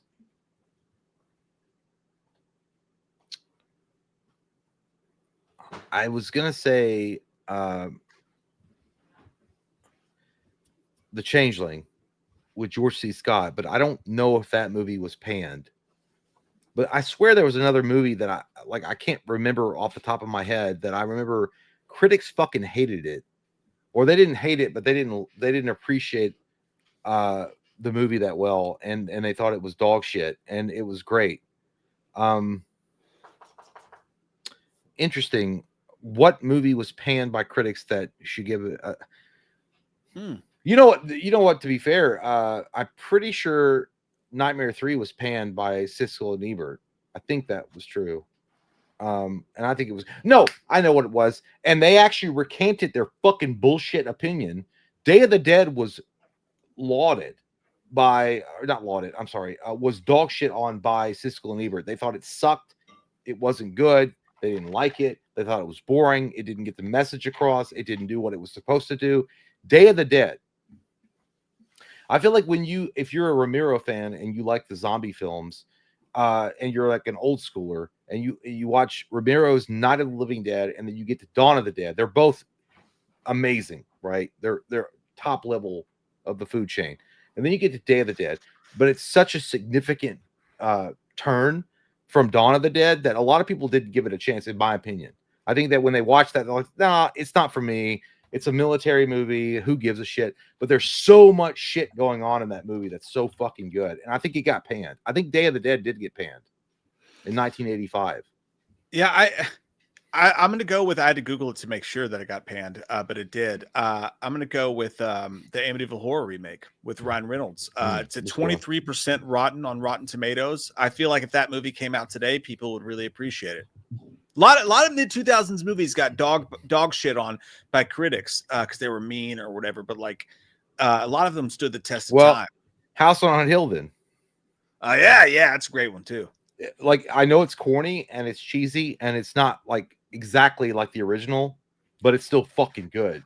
It's got some oomph to it. I like it. It's got some big balls. Yeah. Daniel Flores says, how do the Halloween and Friday the 13th franchises reflect different philosophies of fear? What the fuck? One rooted in suspense and trauma, the other in brutality. Daniel's too smart for us. We got too many drinks for that. No, Daniel just came from his psychology class 101, and he's like, we're talking about fear and phobias, and I would like to present this to the class to hear and see what you guys think. So, how do the Halloween and Friday the 13th franchises reflect different philosophies of fear? I think you pretty much explained it. I think the unknown. I feel like what Halloween does, right? Halloween, it takes place in a regular, normal, upscale-ish type of suburban neighborhood. Everything seems normal on the outside, on the surface. And then for no reason whatsoever, this little bull-haired cut kid fucking kills his sister, goes nuts for no fucking reason. There's no rhyme or reason to it. He just goes insane and kills his sister. They put him away. They think it's all over. He breaks out from the mental insane asylum and he goes on a killing spree. That's fucking scary for a lot of reasons. I think it's because it's the fear of the unknown. It's like where things seem normal, but you never know what your neighbor's thinking. You never know what that perfect smile is hiding, right? That's hiding in plain daylight. And Friday the 13th, I think that's just the fear of the outdoors and fear of like folk from the Appalachian or something. Like, you never know what kind of folks like you're going to run into when you go out into the boonies. And I think that's a fear of the unknown as well. But I feel like the differences between those two movies is that one is like it attacks you at what you think is the most safe that you could be in like a really upscale suburban neighborhood, and the other one is like taking you on and putting you through this gauntlet of fear in the unknown wilds. Yeah, and I'll piggyback off that a little bit. I think it's a really good question, actually, when you start thinking about it. It really is. I think with Friday the 13th, it was always kids. Like, it was always kids going out to go and try to have a good time. Kids going out into the unknown, going to the woods, going to the middle of nowhere to go to a camp or whatever, to have a good time, to get fucked up, have some sex, whatever. It was kids reaching in and looking to the outside world for fun and fuckery. Mm-hmm. And then they kind of got their comeuppance once they did that. With Halloween, you're just trying to be at home. You're in your own home neighborhood. You're cozy in your house, and terror attacks you there. I think those are the two biggest differences. That's a great fucking question. That's an amazing question. And that's exactly right. I feel like it's attacking your safe space. Mm-hmm. Like when everything is comfortable and everything is normal, and then this tragic event happens like it did in Halloween, it bursts the bubble that you're perfectly safe, hiding in your little sphere of like perfect world. Yeah, versus going out and just want to get fucked up and play some cards. Yeah, and then in Friday the 13th, you're just going out into the unknown, and then you get attacked, which is another fear that a lot of people have. That people just say, "Fuck that! I'm going to stay indoors tonight," and that's why. But you're not safe anywhere, Jim. How dare you come in here with psychology 101, Daniel? Jordan Overall says, wrong Dead Birds, 2004 movie with Michael Shannon, paranormal movie set in the 1860s. Yeah, Mike corrected me. was Michael Shannon? Oh, no, he's talking about you missed it. Michael Shannon was in Dead fucking Birds? Mm. No, this was the Dead Birds I was thinking of when you said that, dude. I was thinking of this Dead Birds. This random ass like mid 2000s horror movie. I remember that. Michael Shannon. Are you thinking about Oh my god, what's the fucking awesome Michael Shannon movie about the tornadoes? You mean the earthquakes? No, it's tornadoes. He's like, there's a storm coming. Oh, fuck, dude. The Wind. Oh fuck, what's the name of that goddamn movie? I know what you mean. Where he's like, his whole little town thinks he's crazy because he can predict. Take Shelter. Take Shelter. Mm-hmm. Oh, and there was dead birds in that movie too, and it was it 2004. I'm looking right now. We're gonna crack this fucking case before the night is through. When the night rolls in. No. Michael Shannon was in Dead Birds.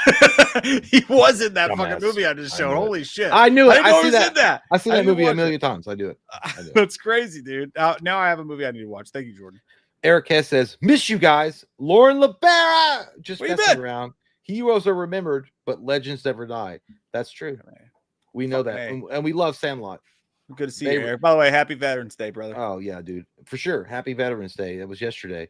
And by the way, you're right, because Babe Ruth came out of a closet and he told that guy. He told Benny the Jet Rodriguez in the Sandlot, and you got to believe it. Babe Ruth never came out of any fucking closet, pal. You better get it right. Just in that movie, and that was for artistic aspects.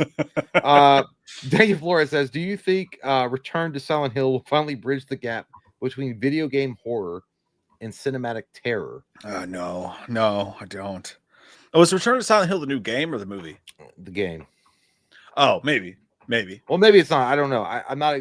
First off, Daniel, you're coming in here with like fucking 6 shooters loaded with like goddamn one-hit wonder hit pieces of truth, and I don't like that. Yeah, there's no chance the movie's gonna be great. I fear. Ghosts of the Pines became a YouTube member. We really appreciate you, Ghosts of the Pine. Welcome, sir. Darth, member for 8 months. I ate a brownie once. Was it good? Oh, it was chocolate. Was it laced? Pot. I know it was. You Dr. Corndog. What's a movie you could have saw in theaters but chose not to? Now you regret it. Oh. I do have a movie. I did not see Halloween, Rob Zombie's Halloween in theaters. I remember when it was coming out. I remember the hype around it. I just was like, I don't give a shit. Because at that point, I was a purist, and I just wanted the regular Michael. I wanted a sequel to Resurrection to fix the mistakes of the past. I was like Marty McFly. Get a fucking DeLorean. Let's go back in time. We'll fix it. And then they came out with Rob Zombie's Halloween. I'm like, nah, that ain't for me. So I didn't go see that. But I do regret not seeing it in theater. If I had a lot of time to sit back and think about that question, I would have a way better answer. Unfortunately, I can't right now. The only thing I can think is Iron Man 2, because I actually like that movie. I don't think it's that bad at all. And I didn't watch it in theaters, and I watched it later. It wasn't the best, but it was fine. There's a better answer there somewhere. I'm sorry, I don't have it on my brain though. Gary says, I joined the Eyes Wide Shut cult. Them women were hot with their trimmed bushes. Yeah, but you got to give up your own wife, man. That brother is thirsty. He's thirsty. He's ready to join a cult to get some trim bush. Don't do it. There's clubs out there today you could probably go to and make that happen for yourself. I gotta be honest. I thought that movie sucked, dude. I hated that movie. I thought that movie was dog shit. That was like a Stanley. That was like a Stanley Kubrick. Like, oh yeah, Stanley Kubrick's gonna bring a masterpiece. Like, dude, it's a sex fucking flick. What the fuck is this? They're all wearing masks and fucking, and nothing crazy happens. Whatever. Dr. Corndog says Chalice Loomis 6'7". Oh my god, dude, shut the fuck up. 6'7". 67. Oh my god. There's a house on our street with like a 6'7" pumpkin. Some kid put 6'7" on the pumpkin. Dude, I literally looked this shit up, and nobody knows what the fuck anybody's talking about. No, it's some college athlete who made a song called 6'7" because that's his number. That's the whole thing. So no one understands why no one gets it. Michael Parton, I still hate the lollipop music in the intro to Welcome to Derry. I don't hate that. It's kind of creepy in its own way. Well, it's fitting. Yeah, it's like donka donka donk. I don't remember how it sounds at all right now, but it's like they should just go with da da da. Mm-hmm. How bizarre! How bizarre! Yeah, dude, it's kind of weird. Tim McChickens, because I came back from the Beach Boys concert. Can Slenderman and Chalice sing as Kokomo? Oh my god. I thought the Beach Boys were dead. Any They're Beach all Boys songs dead. will do. Thanks, Micah J. I love you, Tim. Do you know a single Beach Boys song? 'Cause I don't. I know Kokomo. Well, you would know it too. Sing it. Hold on. Hold on. Aruba, Jamaica, come on, pretty baby. Me don't know. That's it. I'll fuck you. I'll suck we you. take you down to Kokomo. We'll get there fast and then we take it slow. Your That's father, where me want to go. he died, and then way I slept down in Kokomo. between her thighs. Miss Grumpridge, dumb question. I'll sleep with your cousin. Dude, I can't lie, Tim. Kokomo, I like that song, but every time I hear that song, it feels like what the airport would play when you land in Miami. Way down in Kokomo, Aruba, Jamaica, come on, pretty baby. Like it just sounds like something that would be in that fucking like airport. It'd be like, oh my god, I'm drunk. Casper Ayala or Ayala, I don't know. That sounds good. Yeah, Casper. You nailed Jay, it. you look more and more like Loomis every day. Nice work, thank you. That's my goal. Have you guys seen the Ed Gein show on Netflix? You know, there was an underhanded attack on me, and I like that a little bit because you disguised it a little bit with glaze, and I will appreciate that for that reason. I am losing my hair, and it is what it is, and it's fine. If We're I can old. ever get cast in a real Halloween movie, then you can eat my dick. But Then the I've joke never will be on seen you. Ed Gein. No, I don't want to watch it, dude. I'm sick of Ryan Murphy jerking off and acting like all these fucking psycho, disgusting killers are actually misunderstood creatures so I can get ratings on Netflix. I'm sick of it. I'm done with it. Fuck Ryan Murphy. Fuck Ed Gein. And fuck you. I'm just kidding. Yeah, and fuck you, Casper. I'm glad you didn't get revived in the movie. I'm glad that you get to stay a ghost forever with your stupid uncles. Yeah, stupid ghost bitch. You don't get to hang out with Christina Ricci and you get to watch her fuck all like the hot dudes later on. Yeah. Stupid. Love you. I love you. Thank you. Just credible. I finally watched my Bloody Valentine original and remake, and I enjoyed both. Can't wait for the new reboot. Have you guys seen them? My Bloody Valentine, the reboot. Yeah. I neither movie's that good, honestly. Like the original's a classic, and the outfit was creepy as fuck, and it had a couple of really good kills in it. But the original's not that great for its own reasons, and then the remake is just kind of corny in how over the top they do things. So I don't love either of them, personally. We're caught up. Let's end the fucking stream and find out who won the fucking vote. Who won the fucking vote? Now, it's very easy. It's very clear. Easy. Very clear who won the vote, Jay. Tell us.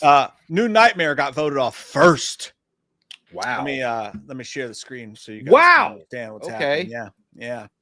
It happened hard and it happened swift and it happened Jamaica. Mo mama maker. New Nightmare. New Nightmare. Those mites can come and attack at any time. New Nightmare gets voted off the island first at a 49% rating. That's fucking crazy. Almost half the audience said New Nightmare's gotta go. New Nightmare. Second, though, they say, fuck you, Dream Warriors. Get out of my house, Dream Warriors. They said Dream Warriors at a but it's a top, but 42% said Dream Warriors. It's a top 5. It's a top 5 poster. It made it up there, but 42%. It was almost equal between New Nightmare and Dream Warriors. But the people have spoken, and at a lowly 8% vote, people said get the original out of here. But that means that this poster right here is your all's favorite poster of the Nightmare franchise. I mean, you can't argue with it. Again, it's simple, it's subtle. Is she getting her toes sucked? We don't know. Is she gonna get stabbed? We don't mind sucking on toes. Is she gonna get stabbed to death by finger knives? We don't know. We don't know what that means. It's an interesting poster. I mean, if you saw that in 1984 while you were like scouring the movie posters at the theater and you're like, what should I watch? And you're like, she's hot. I might need to watch that and see what's happening. Yeah, she's naked under there. We don't know. I agree with it. Though. I don't have any qualms to that. So the audience so far, by the way, just so we're on track, The last time we did all the Halloween posters, they picked the original Halloween. There's a bias. And now there's a bias, Jay. Well, no, there's no fucking way they're going to pick Friday the 13th, the original poster. There's just not. That's going to be interesting. There's no way. There's no way it's going to win. It's going to come out number one. That's going to be interesting to find out. And you can find out next week. We watched a movie live. Next Wednesday, we will be live again, and we will do Friday the 13th on that one. And eventually we'll do Friday Night Fights versus with all these. But well done, guys. Well done. The remake gets last place. The original gets first place. And hey, guys, let me double check over here real quick before we go. Why does my mouse work? Please work. Stop. Don't do that. Don't do that. We do have we got a couple to read over here. On you find people sending the question osos over to Stream Elements. Doug Easter said opinions on the Flash 1990-1991 TV series. Loved it as a kid. Loved the suit to this day, but looked very hot and uncomfortable. I thought. I remember I rented that movie several times because what happened is that pilot they just condensed down to a film. I thought it was great. I thought it was awesome. I didn't even know as a kid that they were making it a TV show. I just thought it was like a straight to VHS kind of movie. I thought the guy that played Barry Allen and his suit and the story was great. I really wish that they had. I wish it had been like actual like big screen movie. Because I think it was awesome. I never saw it. I can't comment. It was so fucking, dude. I wanted to get a big giant fucking dog like Barry Allen had in that movie and call him Earl, just like him, because it was so cool. Like, yeah, I wanted to be gay too. Well, it wasn't gay. That would be called animality if you were fucking your dog. Bestiality. That's what I said. That's what I said. Animality. Man Tomorrow says, have you guys seen the Shining miniseries? If you guys could get any director to direct a Wham movie, who would it be? By the way, Jay, I literally watched the same body cam today about those brothers. Hey, you know what's up. Sickos. Sickos, no, you all are. It's being informed about those guys out there, the real Avengers, protecting our streets from crime and evil. Yeah, that was a crazy body cam video. As far as like the miniseries, yeah, I remember watching that, and I thought they did a really good job. I thought the boy that played Danny Lloyd was annoying as fuck, but I feel like overall it was closer to the actual novel, which I think they knocked out of the park. I always liked that movie or that show, and I remember watching it when it premiered, and it was hard as fuck to find it on DVD. I finally got it, but I think it's not superior to the original Shining, but it's closer in line with Stephen King's vision of what he was trying to do. And Stanley Kubrick was like, "Get out of here, you drunk. I don't need words from you." I've never seen it, but as far as who a director to direct a Wham movie, I would choose if I could direct any fucking person to direct a Wham movie. Now, I'm not going to pick my favorite director of all time. Because it would be specific to our personalities, right? It would have to be specific to who we are. So I would go Kevin Smith actually, because I feel like that's what would. I know you would the juice. Yeah, Kevin Smith or Judd Apatow. Oh, that would be a good one too. I think Judd Apatow could do it. Yeah, that's a good call. Matt Roberts said it's true about not knowing about movies before the internet. I didn't know there was going to be a Spider-Man movie until I saw the pre 9/11 trailer with him catching some guys between the Twin Towers while I was at the theater. Also, have y'all seen that? The Spider-Man? I mean, yeah, if you're talking about Spider-Man. No, I think he's talking about the trailer. Oh, yeah. No, dude, that was the fucking best time because you would just be surprised, hit in the face. I knew the new movie. Well, I knew about the Spider-Man movie because I was like heavily invested in collecting comic books. So I was getting Wizard magazine and all that shit and Game Informer and some other stuff that was covering that kind of stuff. So I was already aware of it happening, but I think when the hype level went through another level was when they released Hero on MTV with Chad Kroeger and Joseph Scott. That a hero can save us. Yeah, that's when I was like, this is going to be fucking amazing. Fuck it, yeah, man. And finally, Immortal. Thanks, buddy. He just turned 26 today. Get it up! Get it up for Immortal. Happy birthday, man. 26 is solid fucking year, dude. You're old enough to buy cigarettes, gasoline, and adult beverages. But you're not 30 yet. That's a sweet age. Hell yeah, dude. Sweet fucking age. And you guys are sweet fucking people. We appreciate you guys so much for hanging out with us tonight. There was a couple that we missed here from DJ Graham, who said, which movie's worse, Jason Goes to Hell or Rob Zombie's Halloween 2? I would say Jason Goes to Hell's worse. Yup. No, Easy. I don't Easy, think dude. Jason Goes to Hell's worse. Jason Goes to Hell is really bad, but at least the character's still intact. He Rob was, Zombie's he was, Halloween he 2. was a goddamn slut. Yeah, but you on the ground. got a slut on a unicorn walking around telling Michael what to do. That's fucking dumb and retarded. And then and he walks around looking like a fucking bum from the 7-Eleven half the fucking movie. At least he was in the movie. I mean, fuck, Jason was barely in Jason Goes to Hell. That's true, but at least you have something like I feel like I'd rather watch Jason Goes to Hell, even though that movie sucks dick.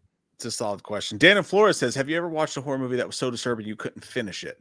I have had sex so disturbing I couldn't finish, but we did the same thing. No. I wanted to turn off Midsommar after those people started jumping off that rock, and I eventually turned it off just because it was fucking boring. But there's not been one that's really got me that bad. Yeah, there's never been a movie that I shut it off halfway. I'm like, I need to sleep. It's never happened. But there are movies that I'm like, that's too fucked up. I won't watch it, like Cannibal Holocaust. I won't watch that shit. Yeah, I won't even start that. Just because, real animals were like fucking skinned and shit. Yeah, no interest. Like, I'm not doing that. It's a good question, though, Daniel. Big Monkey Nut says, hello, Dr. Loomis. Any advice for up-and-coming bright and enthusiastic psych majors? Yes, drop out. Hopefully you can get a refund of your student loans. What a wasteful career. Stupid. ASW Wrestling says, hey boys, I'm watching you guys while working third shift. Have a great night. I appreciate the laughs you guys bring. Man. Hey man, have the best fucking third shift ever. I know what it's like to do that shift. It sucks. Trust me. Do yourself a favor, get blackout curtains. Change your fucking life, brother. It will change your fucking life if you don't have them already. But we appreciate you watching. We appreciate all you guys watching. Dude, hey man, these last couple streams, fucking buku. You guys turned out. Yes. We appreciate you guys so fucking much. You'll never know. We love you all so much. We'll see you Patreon Saturday night for a wicked awesome time if we were from Boston. Good time. And we love you guys. Thank you so much, man. Thank you. See you guys. Good night. Bye. See you on the other